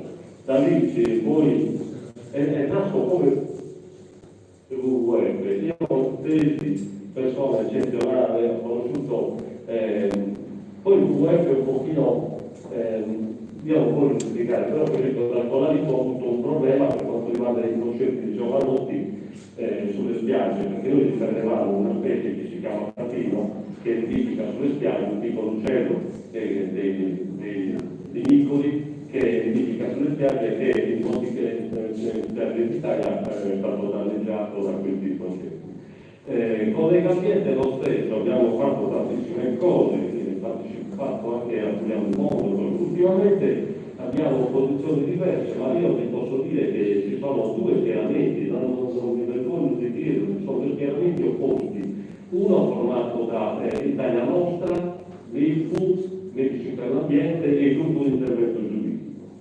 L'altro formato da Lega Ambiente, gruppo Greenpeace e poi non si esprime perché, questi sono, perché ci sono interessi diversi. Purtroppo noi non abbiamo contributi da nessuno, noi ci sosteniamo soprattutto con le teste o con qualche progetto ma di tipo LAIS, quindi europeo, però ecco, noi non abbiamo partecipazioni all'ALER, per esempio, o non abbiamo queste cose. È chiaro che non possiamo andare a incontrarci direttamente perché non abbiamo interesse di farlo, cioè poi è la gente che deve giudicare chi è come. Certo che quando Greenpeace fa la campagna per le api e poi consideriamo che a Ruta le api vengono la cera viene sciolta dal calore collegato all'aumento di temperatura, che cosa mi serve? Questo trovare un collegamento per trovare la scusa, quindi noi quindi posso rispondere questo, noi siamo in contatto, abbiamo fatto delle discussioni molto animate, ultimamente anche durante la commissione del Consiglio regionale di cui noi abbiamo parlato, abbiamo fatto l'audizione per la legge 45, il disegno di legge 45, quello sulle aree idonee, noi abbiamo avuto posizioni diverse, ma queste sono questioni che poi se ci riguardano non ci interessano fino a un certo punto. A noi interessa più che altro riuscire a coinvolgere le persone, con questa è un'occasione e io ringrazio i ragazzi che ci hanno invitato. Le firme sono stato a Cagliari a votazione delle liste, 210.000 firme, non delle firme di Pratovelo, è un segnale importante e mi rende orgoglioso. Io sono nome francese, ma fondamentalmente sono osato. Il mio tesoro è stato deputato al primo Parlamento dell'Unità d'Italia, e non prima, cioè di Cavalbergo nel 48, ha difeso la Sardegna più dei tanti, e io sono in continuo a ripeto. Quello che volevo dire che mi ha sentito d'orgoglio un commento che ho sentito stamattina su attraverso internet, uno che criticava un parco eolico in Calabria, dice dobbiamo imparare dalla Sardegna, cioè la prima volta che leggo una cosa del genere. È veramente dobbiamo imparare, diceva, noi accettiamo tutto, ma noi dobbiamo imparare dalla Sardegna, cioè la Sardegna sta facendo scuola.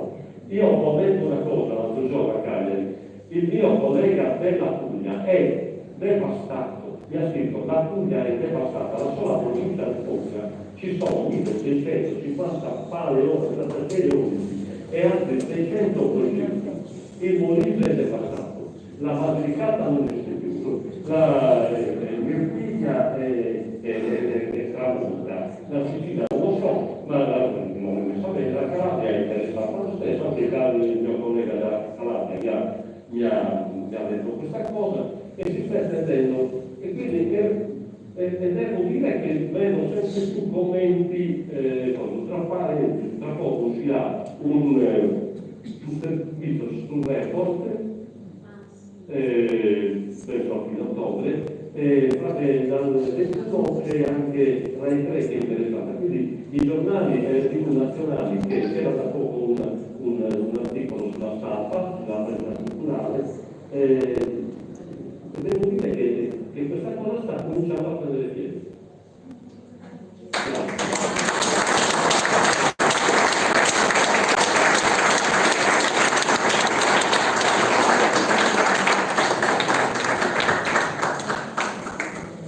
Grazie Francesco Nicoletti, grazie. Grazie. Mi piacerebbe sentirvi, ma purtroppo sardo. Per me sì, non c'è problema. Sentirebbe da tutti, però non scade la riunione, quindi potete Come? chiudere la riunione. Va bene, No, come volete? No, no, rimane in linea. Problema. Va bene. Ah, Ok, va bene. devo guardare.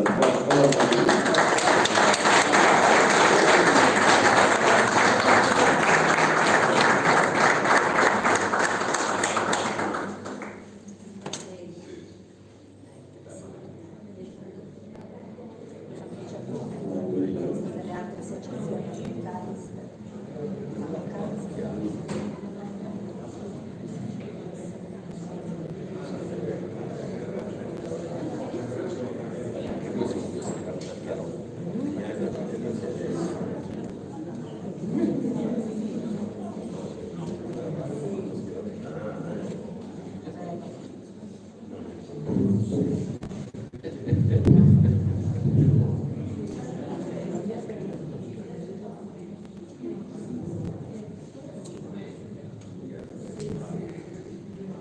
Buonasera, dunque il mio nome è Emanuele Dari, sono qua in veste di sardo, fondamentalmente di cittadino e di consumatore. Il mio interesse a questo problema è stato tardivo ed è venuto nel momento in cui il comune in cui abito, che è Vino Navatura, è stato interessato da due diversi progetti eolici. Ragione per cui io ed altre persone abbiamo iniziato a scrivere delle osservazioni, che sono dei documenti che che possono essere caricati sul sito del Ministero dell'Ambiente per permettere alle autorità di valutare l'impatto ambientale. Tra l'altro una delle osservazioni che abbiamo presentato riguardava l'impatto delle vibrazioni dovute alle paleoliche nel sottosuolo sulla mesofauna, cioè gli obliqui. C'è uno studio olandese che dice che la popolazione degli obliqui si riduce e gli obliqui sono importanti anche per l'agricoltura perché migliorano la fertilità del suolo. Questa osservazione la potete trovare nel sito del MISE, se cercate le osservazioni presentate sotto i progetti che riguardano Vino Natura. Ora, questa è una foto del mio paese, della campagna del mio paese, come vedete è molto green, nel senso che piace a noi. Se però andiamo avanti, c'è la versione green che vorrebbero loro, che a me non piace. Questa foto viene direttamente da uno dei progetti. Ok, dunque, nella storia ci sono state delle tecnologie che sono state sconfitte, ad esempio il dirigibile. Il dirigibile era, rispetto del termine, era poco dirigibile, tendeva a esplodere. Un'altra tecnologia che la storia ci ha costretto a abbandonare sono i mulini a vento. Per quale motivo? Mulini a vento in Sardegna ci sono molti pochi esempi. Io sappia c'è uno nel museo di Garibaldi a Caprera, per il resto è molto più probabile che abbiate visto dei mulini ad acqua o ancora più probabile dei mulini a trazione animale. Per quale motivo non c'erano mulini a vento in Sardegna? Innanzitutto per una questione legata alla scabrezza del terreno, cioè i mulini a vento lavorano bene su terreni piatti, non dove ci sono edifici, alberi o asperità nel terreno. Qua abbiamo tre mappe distinte, a sinistra ovviamente della Sardegna, al centro c'è la Danimarca che è la nazione sede di diversi produttori di pale eoliche e sulla destra i Paesi Bassi che hanno basato la loro economia molto tempo fa sull'energia creata dai mulini a vento. Okay? Come potete chiaramente notare, la scabrezza dei Paesi Bassi e anche della Danimarca sono pressoché nulle, mentre invece se non vieta dire come la Sardegna presenta un sacco di asperità. Ora, un'altra questione legata alla costanza dei venti. Se andiamo in poi abbiamo dei venti costanti che soffiano sempre nella stessa direzione e più o meno sempre alla stessa forza, abbastanza alta peraltro. Se scendiamo, diciamo, a livello dei paesi nordici, troviamo dei flussi di vento che magari non sono così forti come a livello polare, ma seguono sempre la stessa direzione e investono quindi paesi come di nuovo i Paesi Bassi e la Danimarca. Se osservate invece il tipo di vento che troviamo sul territorio sardo, è già più incostante, come vedete. Tra l'altro in Sardegna abbiamo venti che arrivano da tutte le direzioni. Conoscete sicuramente anche i nomi sardo, tramontana, ventarego, vento al tastino, vento agli ossu, vento ai mari, vento a ristanesu e vento esu. Poi ci possono essere delle variazioni in base al tipo di saldo che parlate, ma questo per dire che arriva vento da tutte le parti e comunque non sempre è incostante. Quindi questo è già un motivo per giustificare il fatto che in Sardegna non ci siano stati mulini a vento. Quindi questo cosa prova? Che se si vogliono installare dei mulini a vento in Sardegna si va sempre più in alto, cioè si cresce in altezza e al giorno d'oggi ci ritroviamo con dei mostri di 200-260 metri, ma non finisce qua perché quando si arriverà oltre i 500 metri di altezza si potrà accedere a delle potenze di vento, una costanza del vento che non è uguale al di sotto di quell'altezza, per cui aspettatevi in futuro che si riesca a superare anche quell'altezza se questo è tecnicamente possibile, oppure creare marchingegni come aquiloni eolici o cose di questo tipo, per le quali ce ne sono delle start-up. Perché continuano a installare delle pale eoliche nonostante non sembri una grande trovata dal punto di vista tecnico? Allora, il primo motivo è che si tratta di qualcosa di sovvenzionato.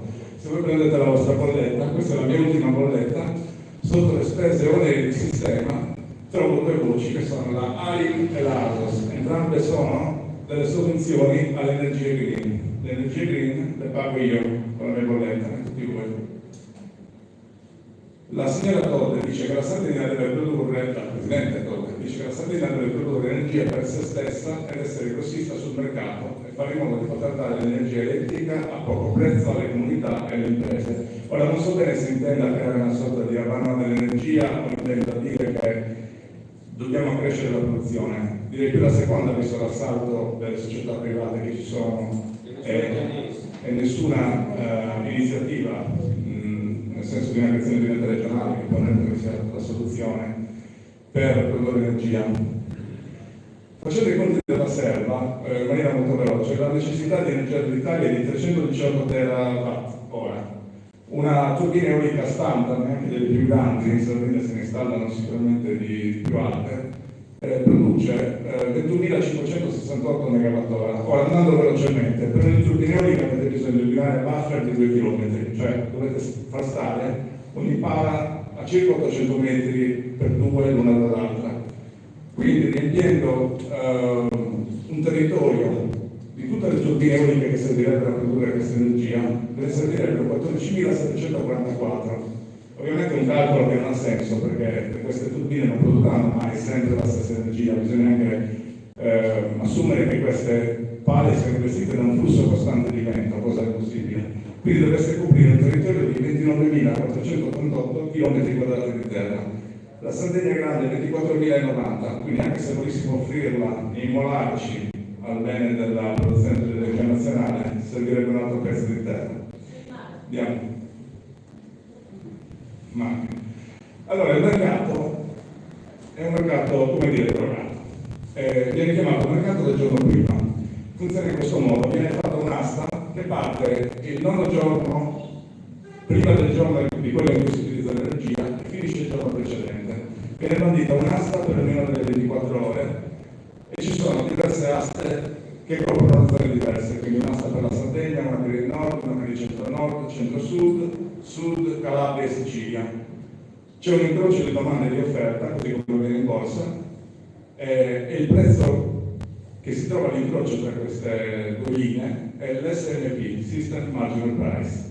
Tutte le proposte di vendita che sono al di sotto dell'SMP, cioè se io offro di vendere a un prezzo più basso del prezzo stabilito nella borsa, sono accettate. Tutte le offerte di acquisto superiori all'SMP, essendo più alte di quel prezzo là, sono accettate anche esse. C'è da notare una cosa molto interessante: ci sono delle offerte degli acquisti a 0 euro, vedete questa linea qua? Per quale motivo? Quelle sono fonti rinnovabili sovvenzionate, cioè pagate con la mia bolletta, e centrali fossili che devono mantenere almeno un minimo di produzione per poter funzionare, cioè non possiamo mandarle a zero, quelle devono sempre produrre. Ora, quando il prezzo è, quando la fornitura di energia a prezzo SMP si esaurisce, si inizia a comprare dei fornitori che in realtà vendevano un prezzo più alto, perché a quel punto subentrano le non rinnovabili, perché c'è anche un ordine di riferimento nella borsa, cioè bisogna vendere prima tutte le energie rinnovabili, poi l'idroelettrico, poi il nucleare e solo alla fine i fossili. Quindi cosa succede? Che il fossile sarà sempre quello che viene venduto alla fine della fiera a prezzo più alto. Alcuni gestori per questo motivo potrebbero decidere di limitare la disponibilità di energia da fonti rinnovabili e fare in modo di assicurarsi di vendere quella fossile, supponendo che abbia sia paleoliche che fonti fossili, possono vendere meno fossili in modo da essere meno rinnovabili, in modo da essere sicuro di vendere tutte le mie fossili. Un'altra cosa, il mercato è di zona, però possono accedere compratori da fuori zona. Okay? Settembre, la fiera di settembre è stata abbastanza ventosa dalle mie parti, in particolare mi sono fatto un giro in macchina per diversi motivi il 28 e il 29. Nel mio paese c'è una stazione meteorologica, la persona che la gestisce mi ha fornito i dati, e quei giorni c'erano 9,1 km/h di vento e il giorno dopo 9,6. Il giorno che c'erano 9,1 km/h di vento, le turbine di Nurri e di altre zone circostanti giravano impazzate. Il giorno dopo il parco eolico di Nurri, pur avendo un'esposizione al vento più alta, era completamente fermo. Erano accese solo le pale dei gestori, diciamo quelli piccoli, quelli individuali. Sì, solo per dirvi che le pale erano ferme, si vede da un video che ho girato col cellulare. Allora mi sono chiesto per quale motivo, un po' come diceva l'ingegnere Damiani, queste pale erano ferme. Ho controllato quale fosse in quel giorno il mix di fonti di produzione di energia in Italia e c'erano comunque delle fonti fossili.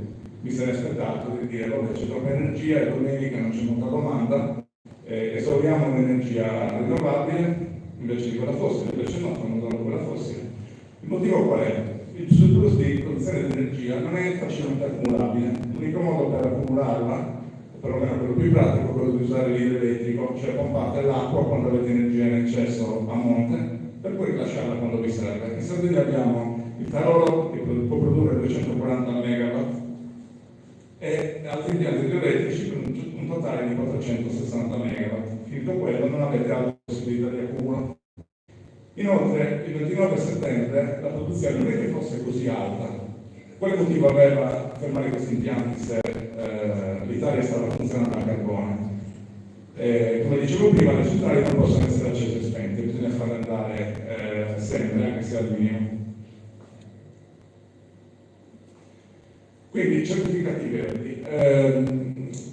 Cosa sono i certificati verdi? Ogni produttore di energie fossili è obbligato ad acquistare in proporzione a quello che produce attraverso i fossili un certo numero di certificati green, quindi deve o installare delle fonti rinnovabili oppure comprare questi certificati da altre entità, da altre aziende.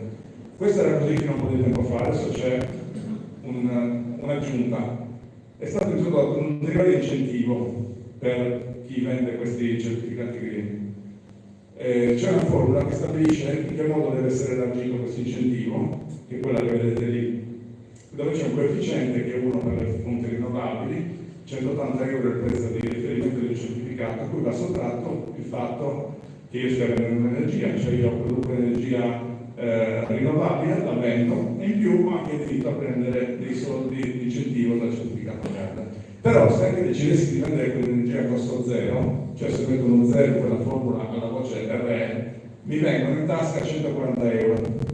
Se invece la vendo a prezzo di mercato sono 111 euro circa del prezzo di mercato, una cifra presa da un giorno, insomma in media, e in più 90 euro di incentivo, che chiaramente diminuisce un po' perché quello che guadagna e che mi viene in tasca va sottratto. Ci sono dei giorni, specialmente durante l'ora di massima produzione delle solari ad esempio, dove l'energia entra nelle aste a costo zero. Questo è il motivo. Cioè abbiamo delle rinnovabili che vengono vendute solo per prendere l'incentivo, date cedute gratis, e delle centrali elettriche che sono a produzione che devono in qualche modo disfarsi di questa energia per continuare a far funzionare la centrale al minimo.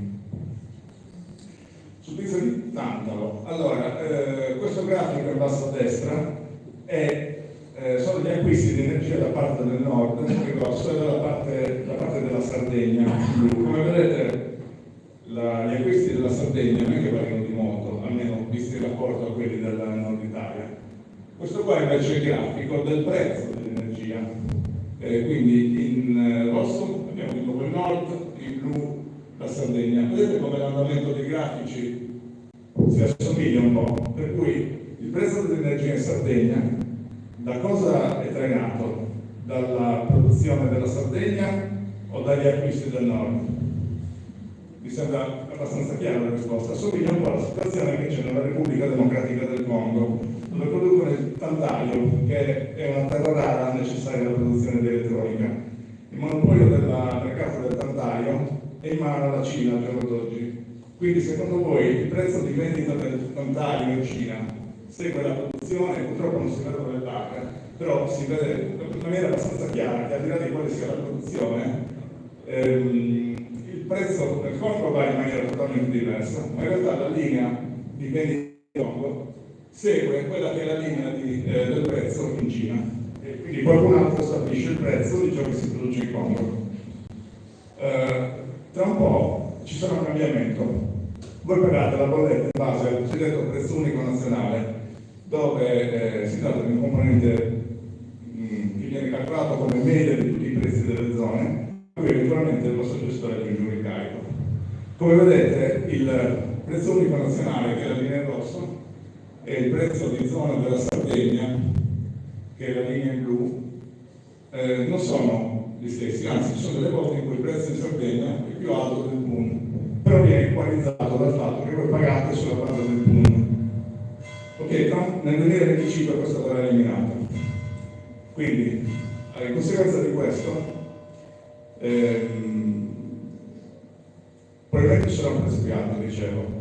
Ora, è comunque necessario, abbiamo detto, una presenza di energie fossili per stabilizzare la rete, cioè per fare in modo di sopperire ad eventuali cali di produzione delle fonti rinnovabili, di notte ad esempio quando non c'è il sole, ma anche per sopperire alla domanda da fuori zona, cioè fornire corrente al resto d'Italia. Inoltre, a causa dell'artificio dell'ordine di ingresso, cioè quella cosa che abbiamo detto che prima entrano le rinnovabili, poi biomassa e infine fossile, le fonti fossili risultano più care perché sono le ultime a essere vendute, anche se magari le propongono nell'asta a prezzo zero, però vendendo dopo incassano a prezzo più alto. Il consumo pro capite di elettricità si dice che sia maggiore in Sardegna per via dell'uso dei climatizzatori, quindi il climatizzatore probabilmente lo usa anche in inverno per scaldarsi, ma anche perché non ci sono altre fonti che ci sono da altre parti come il gas. Quindi per i media il sardo è colpevole di emissioni pro capite più alte rispetto agli italiani. Nel momento in cui verrà abolito il PUN, come dicevo, in qualche modo riceveremo una punizione con l'innalzamento del prezzo. C'è un ulteriore discorso che ha già affrontato l'ingegnere Damiani, cioè che è in previsione un ulteriore collegamento tra la Sardegna e la Sicilia attraverso il Tyrrhenian Link. Ora, al momento attuale sono attivi il collegamento Sarco, Sardegna, Corsica, il Sacoi è in manutenzione, o perlomeno in manutenzione a settembre, e il Sapei, Sardegna Penisola Italiana, per 1000 megawatt. Per cui abbiamo un totale di 1050 megawatt attivi, perlomeno da così a settembre. Il 15 settembre, che era il giorno in cui è stata prodotta la prima energia, nel mese di settembre in Sardegna, c'era una differenza tra quello che producevamo e quello che vendevamo di 1051 megawatt. Quindi, come vedete, avevamo toccato il massimo disponibile in quel momento. Chiaramente una megawatt ora, cioè 1051 megawatt prodotti per un'ora in maniera continua, e quella invece è la portata del campo. Okay? Andiamo avanti. Nel momento in cui saremo collegati alla Sicilia, la Sicilia ha il doppio del consumo rispetto alla Sardegna. Nel 2030 supponiamo una situazione in cui la Sardegna abbia aumentato la sua produzione da rinnovabili di altri 6,2 gigawatt per via del partnership, cioè l'imposizione di installare rinnovabili che abbiamo.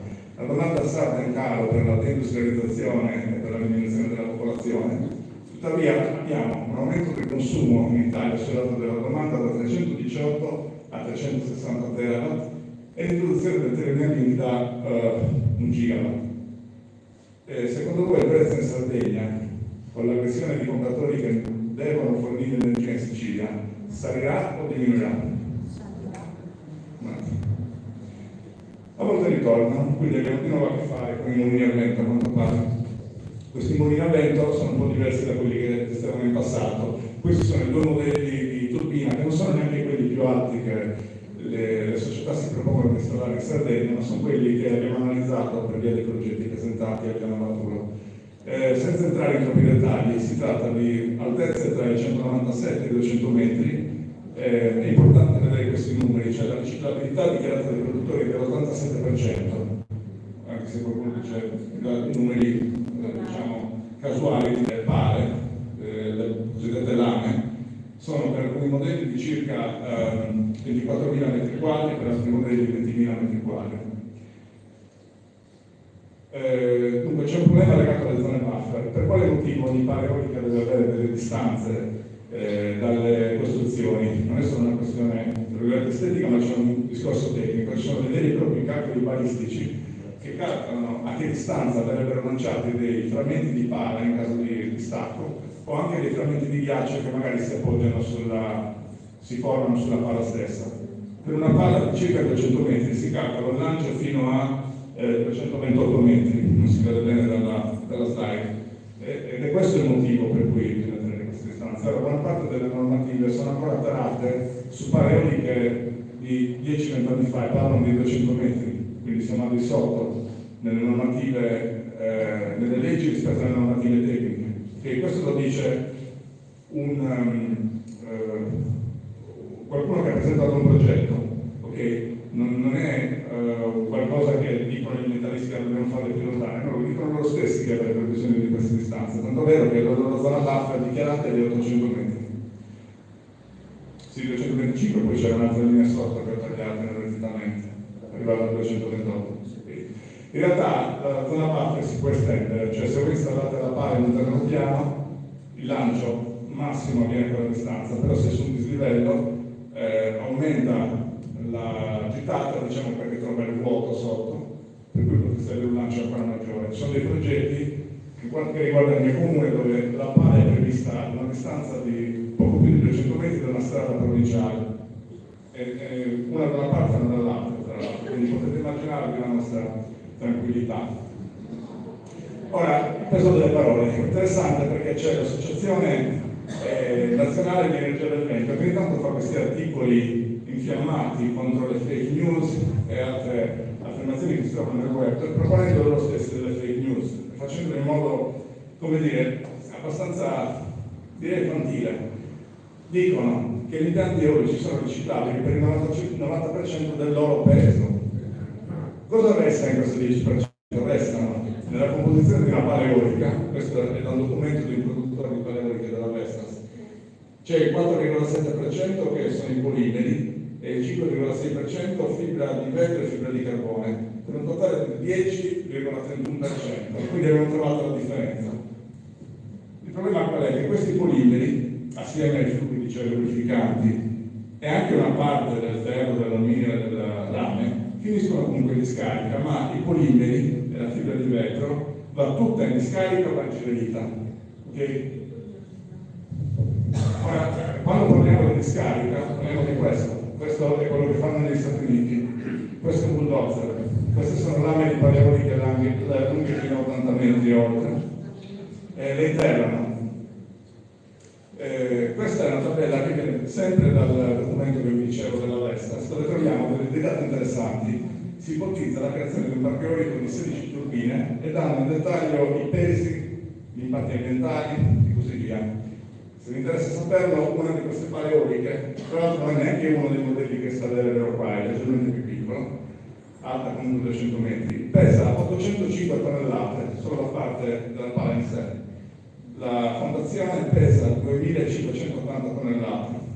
Okay? Tutto il parco eolico di 16 pale avrebbe un peso di 12.878 tonnellate e 41.285 tonnellate la parte di cemento.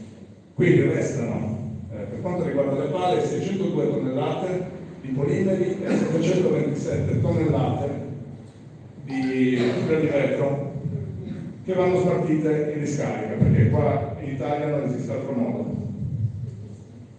Il ciclo di vita di una pala eolica è NSRL. In generale, possiamo dire che un aerogeneratore dura tra i 20 e i 35 anni, più 20 che 35. Nel 92 l'Ansaldo ha costruito il parco eolico di Nazca a livello sperimentale Le pale non sono mai state smantellate, potete andare a vedere anche domani mattina se volete, però la zona è inagibile, quindi dovete guardarle da lontano perché potrebbe cadervi qualche pezzo addosso. Quindi sull'isola di San Pietro, non ripevo forte, guidate, seguite le direzioni per Nasca e la trovate lì. È un'area protetta all'IPU, bellissima, però ci sono anche le paleoliche e i pannelli solari. Questo parco non è mai stato smaltito da una società grossa e una sede antica come l'Ansaldo. I progetti che vengono presentati a Milano Laguna e anche da altre parti riguardano invece delle società a responsabilità limitata con un solo dipendente, anzi in realtà la sottosocietà zero dipendenti è solo la società madre dipendente, capitale sociale 10.000 euro di cui 4 spicci versati con 200 euro. Potete immaginare quale possa essere la certezza che queste SGS20 smaltiscono l'eventuale parco eolico costruito da noi. Il modello la SAI, un'altra società con cui abbiamo a che fare è Sardeolica del gruppo SARS. Loro dicono nei progetti che è previsto a fine vita il trasporto presso il costruttore e il ricondizionamento e successivo utilizzo. Però al momento questo procedimento non è disponibile, non esiste. Quindi quantificano in realtà lo smaltimento in discarica delle pale. In realtà non fanno né l'una né l'altra cosa, queste sono le lame provenienti dal sito di Ulassai che hanno dismesso e le hanno lasciate accumulate nel porto industriale di Arbataz. Okay? Ci sono delle ipotesi di riciclo in paesi avanzati dell'Europa, poi ad esempio la Holcim, che è una ditta che produce prodotti cementizi, mette in fornace i scarti delle lame paleoliche. È un procedimento costoso, c'è da pagare tra i 500 e i 1.000 euro a tonnellata. Un'altra è la Eurecum, che vi dà lo stesso sacchetto di fibra di vetro che poi potete usare per fare isolanti e altre cose. Poi c'è questa cosa interessante, perché viene citata anche dall'ANEF, che è una startup, si chiama Continuum, e prevede di aprire, come tutta la startup ha dei piani mirabolanti, 6 stabilimenti, ma inizia a lavori avverrà per la fine del 2024, non hanno ancora iniziato a produrre niente e pensano di usare la fibra di vetro per fare i mobili. Il procedimento prevede il distacco della resina, poi vedremo perché è importante questa resina, perché devono distaccarla, e dicono che i loro prodotti, questi mobili, avranno un odore della resina che è quasi impercettibile, quasi. Okay? Quasi.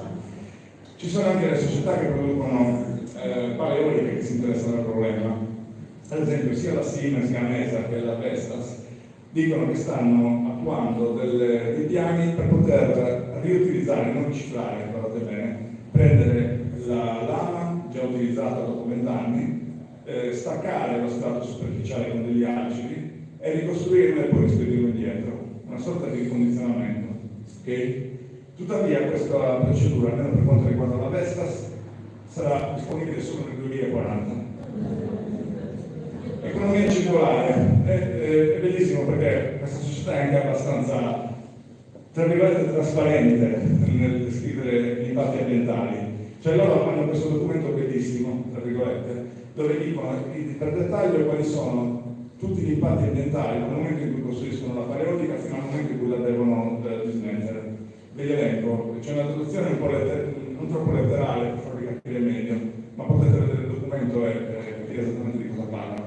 Sfruttamento delle risorse della costa terrestre, metalli, è ovvio servono i metalli per produrre la pala. Sfruttamento delle risorse della costa terrestre intese come fossili, cioè quello che vi serve a produrre energia per creare la pala, acidificazione delle acque piovane dovute all'inquinamento, alterazione dei principi nutritivi dell'acqua e del terreno, presenza di sostanze tossiche nell'acqua dolce, impatto sul riscaldamento globale, potenziale di tossicità sull'uomo, impatto sugli ecosistemi marini, creazione di ozono fotochimico e l'ultima è potenziale di inquinamento terrestre. Lo dicono quelli della Vestas, non è la LIFU. Ora, fatto 100 l'impatto che avreste col riutilizzo, okay, che dovrebbe essere quello meno impattante, immaginatevi qual è l'impatto attuale che si fa in Nord Europa con il riciclo, okay, dove trasformate la pala e il resin in fibra di vetro di nuovo. Loro parlano di prendere la pala e di ricostruirla, okay? Però c'è da notare una cosa, che in realtà c'è la voce potenziale di inquinamento terrestre in cui è addirittura superiore l'impatto dell'utilizzo, perché devono usare gli acidi per staccare lo strato superficiale, quello che è un ulteriore impatto. Okay? Quindi sono trasparenti in questo.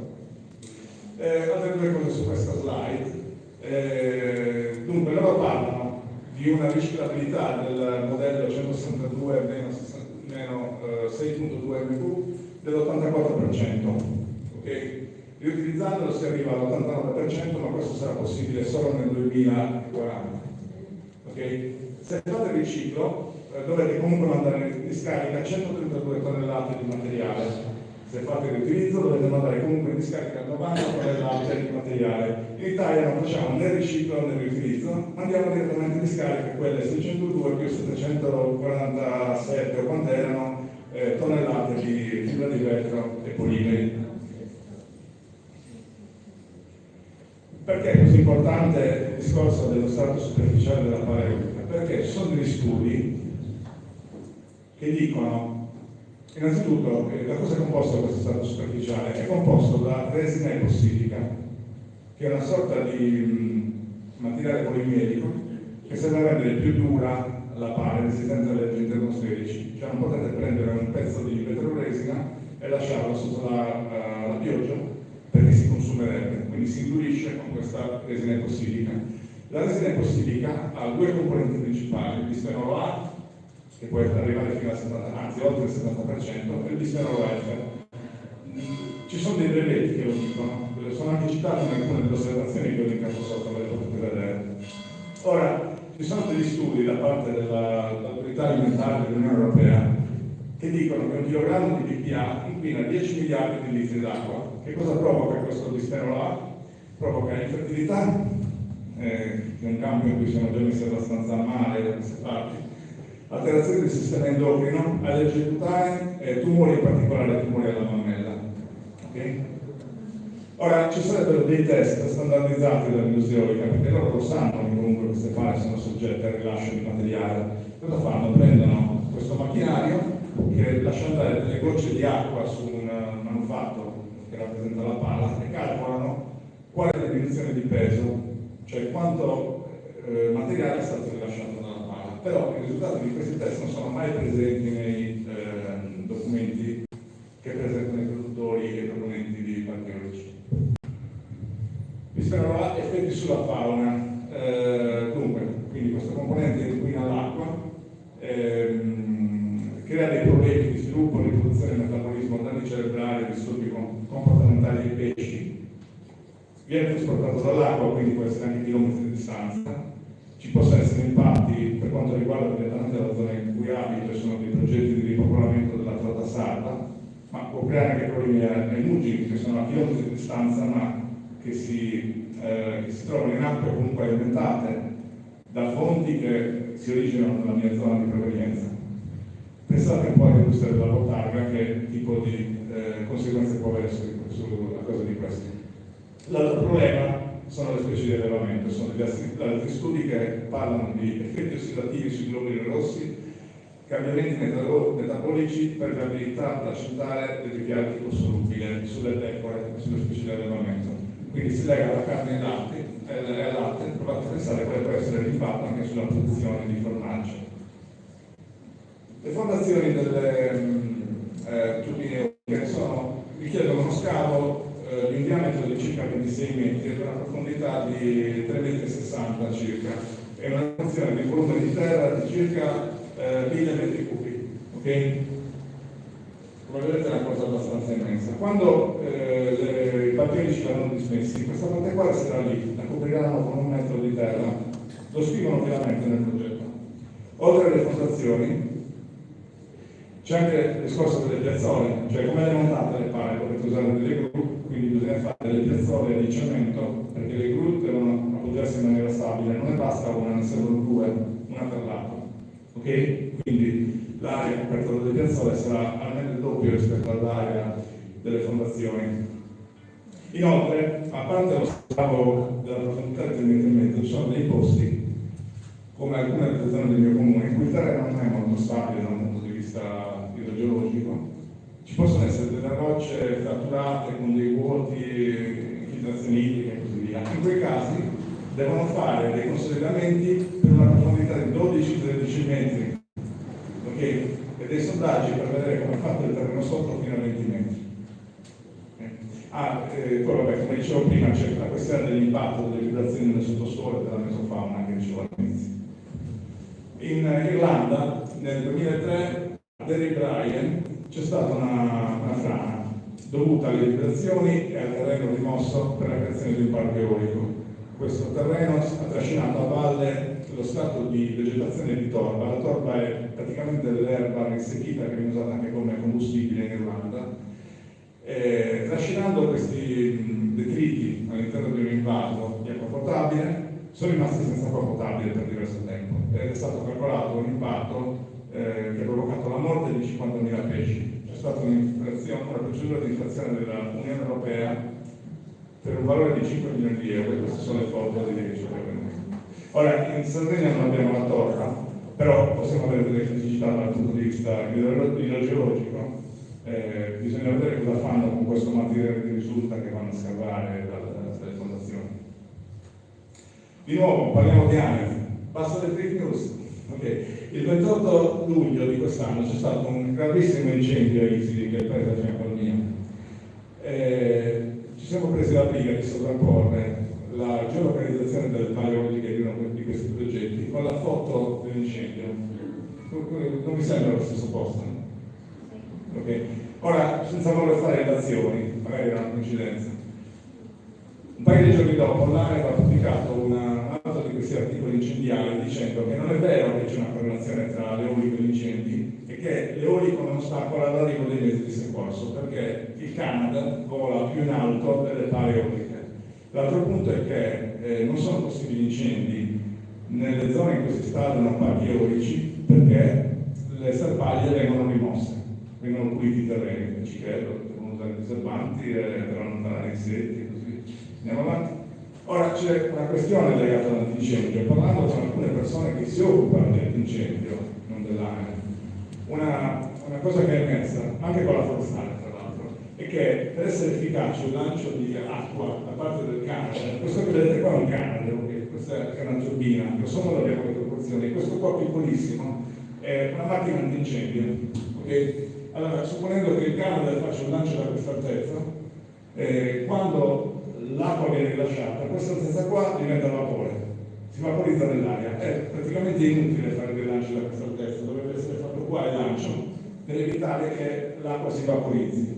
Okay? Quindi è impossibile spegnere un incendio sotto la pala eolica o nella stessa zona della pala eolica da questa altezza di oltre 200 metri. I Canada, se voi osservate quando intervengono d'estate, sono sempre a bassissima quota, fanno paura. Volano a bassa quota. Operatori del settore mi dicono che potreste vedere in faccia il pilota quando non è rilascio dell'acqua. L'altro problema è che al di là dell'altezza non potete volare così vicino alla pala eolica perché c'è una turbolenza e le autorità di volo impongono una distanza che deve essere 5 volte quella del diametro del rotore. Quindi per una turbina che ha un rotore col diametro di 175 metri dovete stare a 875 metri di distanza. In un parco eolico le pale distano grosso modo 800 metri l'una dall'altra, quindi col Canada poi non potete più entrare, non potete spegnere un incendio in un parco eolico, in questo piano. Non solo, altro problema, la navicella, che è la zona in cui sono montati gli ingranaggi, si trova a 112 metri di altezza o più. Okay? Ora, non esistono mezzi antincendi perché da terra possono lanciare l'acqua a quell'altezza, l'acqua o altri componenti antincendio. Okay? Negli aeroporti sono dei mezzi che hanno una gittata di 85 metri, ma non in verticale, e comunque non sono mezzi che possono intervenire in campagna. Allora, ci sono delle possibilità di incendio riconosciute dagli stessi produttori che riguardano la stessa pala eolica. Innanzitutto possono essere colpite dai fulmini, okay?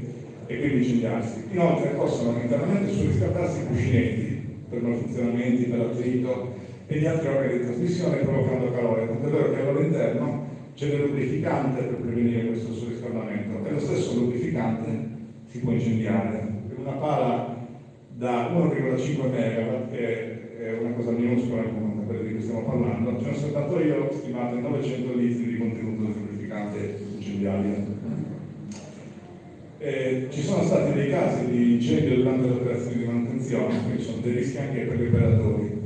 È difficile spegnere, anzi impossibile, in realtà, spegnere un incendio su una navicella, perché le paleoliche sono collocate in zone difficilmente accessibili, l'altezza, abbiamo detto, la presenza di materiali plastici che possono incendiarsi, oltre allo stesso lubrificante. E ci sono altri materiali incendiabili anche nelle stazioni di trasformazione di terra. Questa slide riguarda un produttore di prodotti di spegnimento di incendi, tipo quelli che si usano nei data center, che sono i capannoni dove vengono installati server per far funzionare internet, mettiamola così, che si basano sull'emissione dell'aria di gas inerti, servono a diminuire la presenza di ossigeno e quindi a affogare la fiamma, in poche parole. Allora, loro dicono che le principali cause di incidente per gli aerogeneratori sono, a parte la rottura delle lame, nel 15% dei casi abbiamo l'incendio. Dicono che secondo le loro statistiche una turbina ogni 1710 prende fuoco. Nel 90% dei casi quando una navicella prende fuoco è persa, dovete tirarla giù, dovete sostituirla, bisogna farla bruciare fino alla fine. Ecco, il punto è questo, che quando si incende una paleolica non c'è modo di spegnerla. Okay? Poi far vedere una sorta di video pubblicitario.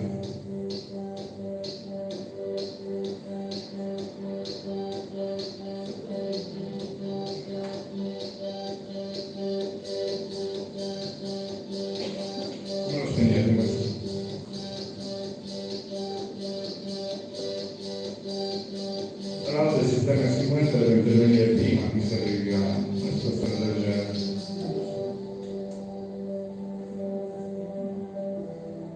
Poi vabbè, se guardate su YouTube tra l'altro un sacco di altri esempi.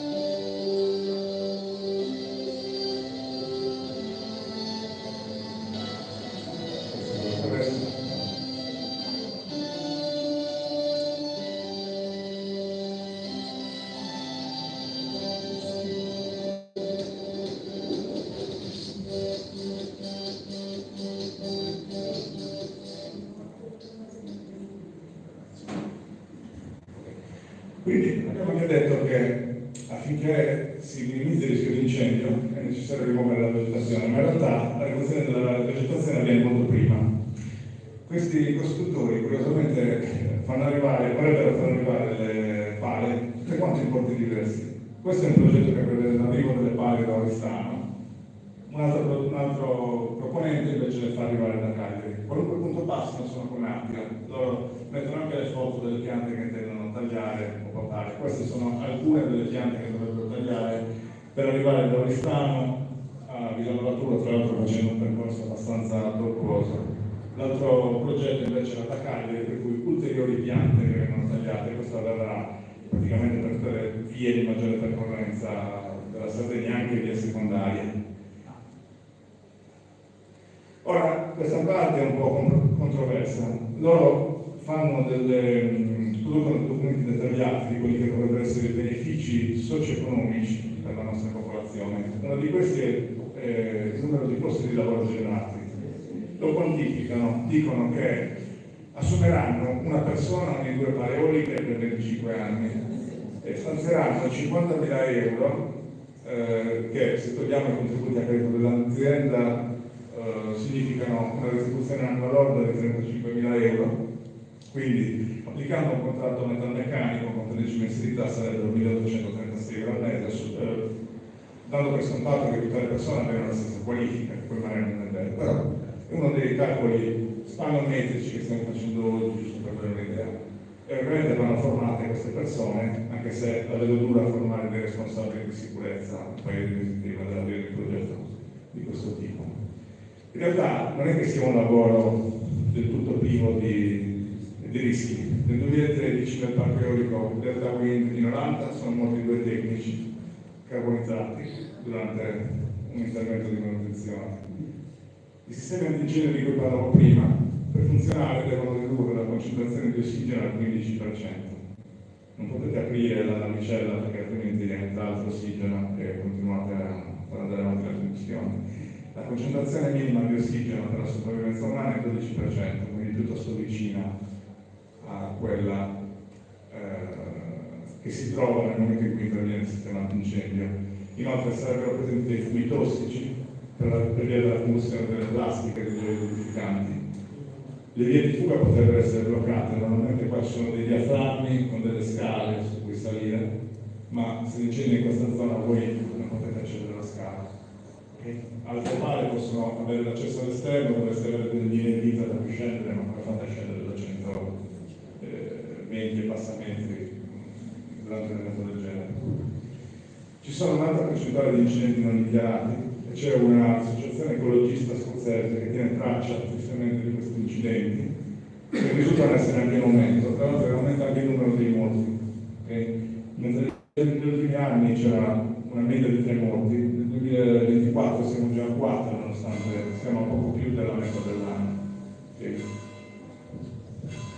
Ora, a Milano Laturo, un ettaro di terreno cosiddetto a pascolo cespuglioso costa solamente 1.705 euro all'ettaro. Le società proponenti di questi impianti offrono 15.000 euro all'anno per pala eolica come diritti di superficie. In realtà questo calcolo è un po' approssimativo, nel senso sono un totale che diviso per il numero di pale eoliche da 15.000, però in realtà devono affittare dei terreni anche per le stazioni di trasformazione. Però per semplificare parliamo di 15.000 euro. Ora, per ogni pala eolica, esagerando, vi serviranno 8 ettari di terreno che potreste acquistare quindi 13.640 euro. Invece loro preferiscono pagare l'affitto di 300.000 euro per 20 anni invece che comprare direttamente ad una cifra più bassa. Uno si chiede per quale motivo vogliono affittare per 20 anni a 300.000 euro invece che comprare a 13.000. Evidentemente sono degli oneri che ci stanno sfuggendo. Ora, io questa slide è abbastanza controversa, ho pensato un po' come una sorta di consiglio a chi vuole affittare i terreni, no? Nel senso, io il proprietario del terreno, ricevo una proposta di locazione da parte di questa società. Gli devo chiedere, la proponente è solubile o no? Cioè può pagare l'affitto? Se è una multinazionale magari mi fido e accetto la loro proposta. Magari è una società con capitale sociale di 16.000 euro e non mi fido. E gli chiedo di sottoscrivere una fideiussione, cioè di garantire attraverso una società terza che l'affitto mi venga pagato per 20 anni. Se non la sottoscrivono, rifiuto la proposta e vado avanti. Se invece la sottoscrivono, gli devo chiedere se garantiranno lo smaltimento alla fine del ciclo di vita dell'impianto.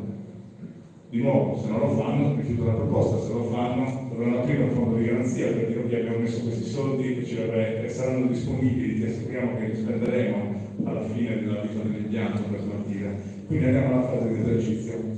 Nel frattempo passa il tempo, cambiano tante cose, ci possono essere dei cambi di destinazione d'uso del terreno, quindi magari dovete pagare più tasse, come suggeriva qualcuno nell'ultimo incontro. Cambi normativi, obsolescenza delle pale eoliche, magari nel frattempo c'è qualche altra nuova fonte di energia, che non voglio nominare, per cui bisogna vedere se continuano a corrispondere i canoni. Possono farlo, se non lo fanno, applica un contenzioso, può durare diversi anni, risultato, mancato l'affitto. Se invece fanno dordarli vi pagano l'affitto, arrivate a fine ciclo, devono smaltire i rotori, perché da altre parti abbiamo visto che sono recitabili. Lo smaltiscono i rotori, sì o no? Se non li smaltiscono, vi ritrovate con questi cosi all'interno del vostro terreno e magari diventate voi responsabili, siete voi quelli che devono pagare per lo smaltimento. Okay?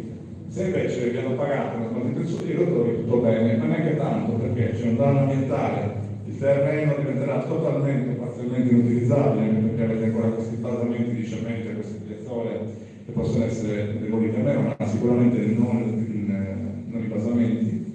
Ancora rischi di contenzioso da parte, che ne so, delle associazioni ambientaliste, magari cambia il sentimento comune, per cui una volta la pianta era una cosa bellissima, diventa invece qualcosa che ovviamente non è assoluto, e vi ritrovate immediatamente dalla parte del mancato profitto perdito. Ora, se non prendiamo in considerazione le sovvenzioni, un modo per vedere se una cosa funziona in questo mondo capitalista è vedere qual è il fondamento degli indici di costo. L'economia globale, a partire dal 2023, diciamo che l'economia alla fine è dettata dalla Standard & Poor's, dalle 500 maggiori aziende americane. Quindi uno va a vedere qual è quell'indice e al di là di quello che stiamo soffrendo noi, vedete che è in costante crescita. La borsa sta continuando ad andare bene, nonostante l'economia reale non sembra andare di pari passo. C'è un fondo di investimento che potreste anche comprare, potreste investire, ma a questo punto non saprei se consigliarlo, anche perché non è assolutamente il mio lavoro, che è posseduto dalla BlackRock. BlackRock è una delle maggiori società di investimento a livello mondiale.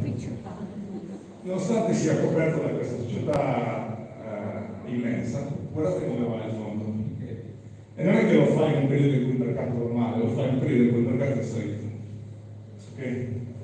Quindi ditemi voi se è una scelta che ha senso da un punto di vista anche capitalistico, okay? Al di là delle nostre considerazioni. Ora, niente, tutto questo discorso qua è per dirvi che se avete nei vostri comuni delle zone che sono interessate da progetti eolici, quello che potete fare, una delle prime cose che si possono fare è caricare delle osservazioni. I progetti vengono pubblicati nel sito del mite.org, che trovate l'indirizzo lì, e hanno una finestra di un mese nella quale voi potete caricare dei documenti di osservazione e dire per quali motivi secondo voi il piano non deve essere fatto. Ora, la prima osservazione che viene fatta di solito dalle persone che hanno le competenze tecniche, in realtà non ce l'ho neanche io, però posso documentarmi. Ci sono pieno di studi che dicono direttamente per quale motivo gli impianti eolici o di altro tipo possono creare dei problemi, ma si possono fare anche delle correlazioni, un po' come quella che abbiamo fatto noi per il bisfenolo. Per cui quali sono le fonti di informazioni che potete usare? ResearchGate, che è un database di articoli scientifici. Avete a disposizione dei brevetti industriali su Google, addirittura le stesse schede tecniche dei produttori, come avete visto. E i siti istituzionali, poi molto utile anche la geolocalizzazione delle pale. I progetti stessi vi forniscono la posizione delle pale, potete vedere se ci sono criticità tipo la lontananza da un nuraghe, da un corso d'acqua e così via. È un lavoro che si fa abbastanza velocemente, potete caricare le coordinate e poi cercare i mappali e collocarli all'interno delle mappe, insomma. Queste sono le fonti che sono state utilizzate per questa ricerca, alcune le fonti principali. E infine, questo è l'indirizzo mail, se avete bisogno della presentazione o volete mandarmi un commento e dirmi cosa ne pensate.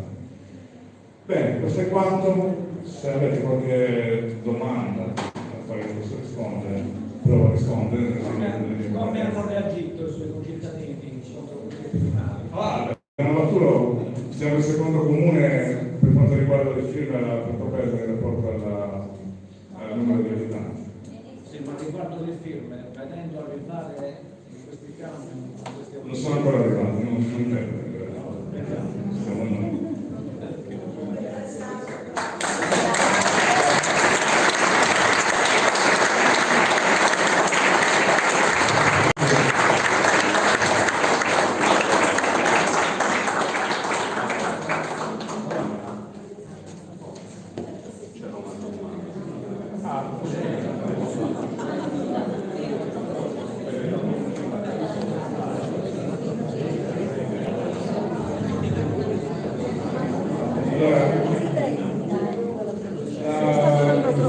Questa domanda è interessante, qualcuno chiede la posizione della forestale. Allora, quando è stata creata un'osservazione regione per uno dei progetti, anzi per tutti e due, per quanto riguarda i rischi antincendio, da una persona che con noi lavora nell'antincendio. E questo documento è stato preso ed è stato mandato alla forestale di zona, che è quella di Isri. Ci hanno richiamato dicendo che loro non possono presentare delle osservazioni sul progetto, ma vengono interpellati, gli viene chiesto un parere. Ora, quale sia esattamente il parere non lo so, mi pare che in uno dei progetti sia presente un parere della forestale, ma che riguarda più che altro questioni tecniche e non del mio comune. In realtà pare che abbiano messo a corrente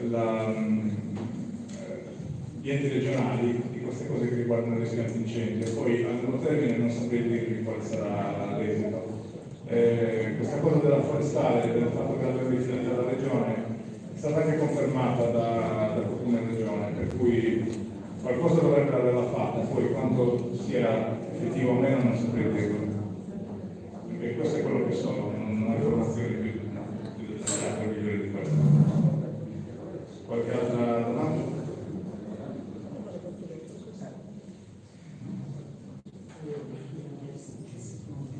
Ok, grazie di nuovo.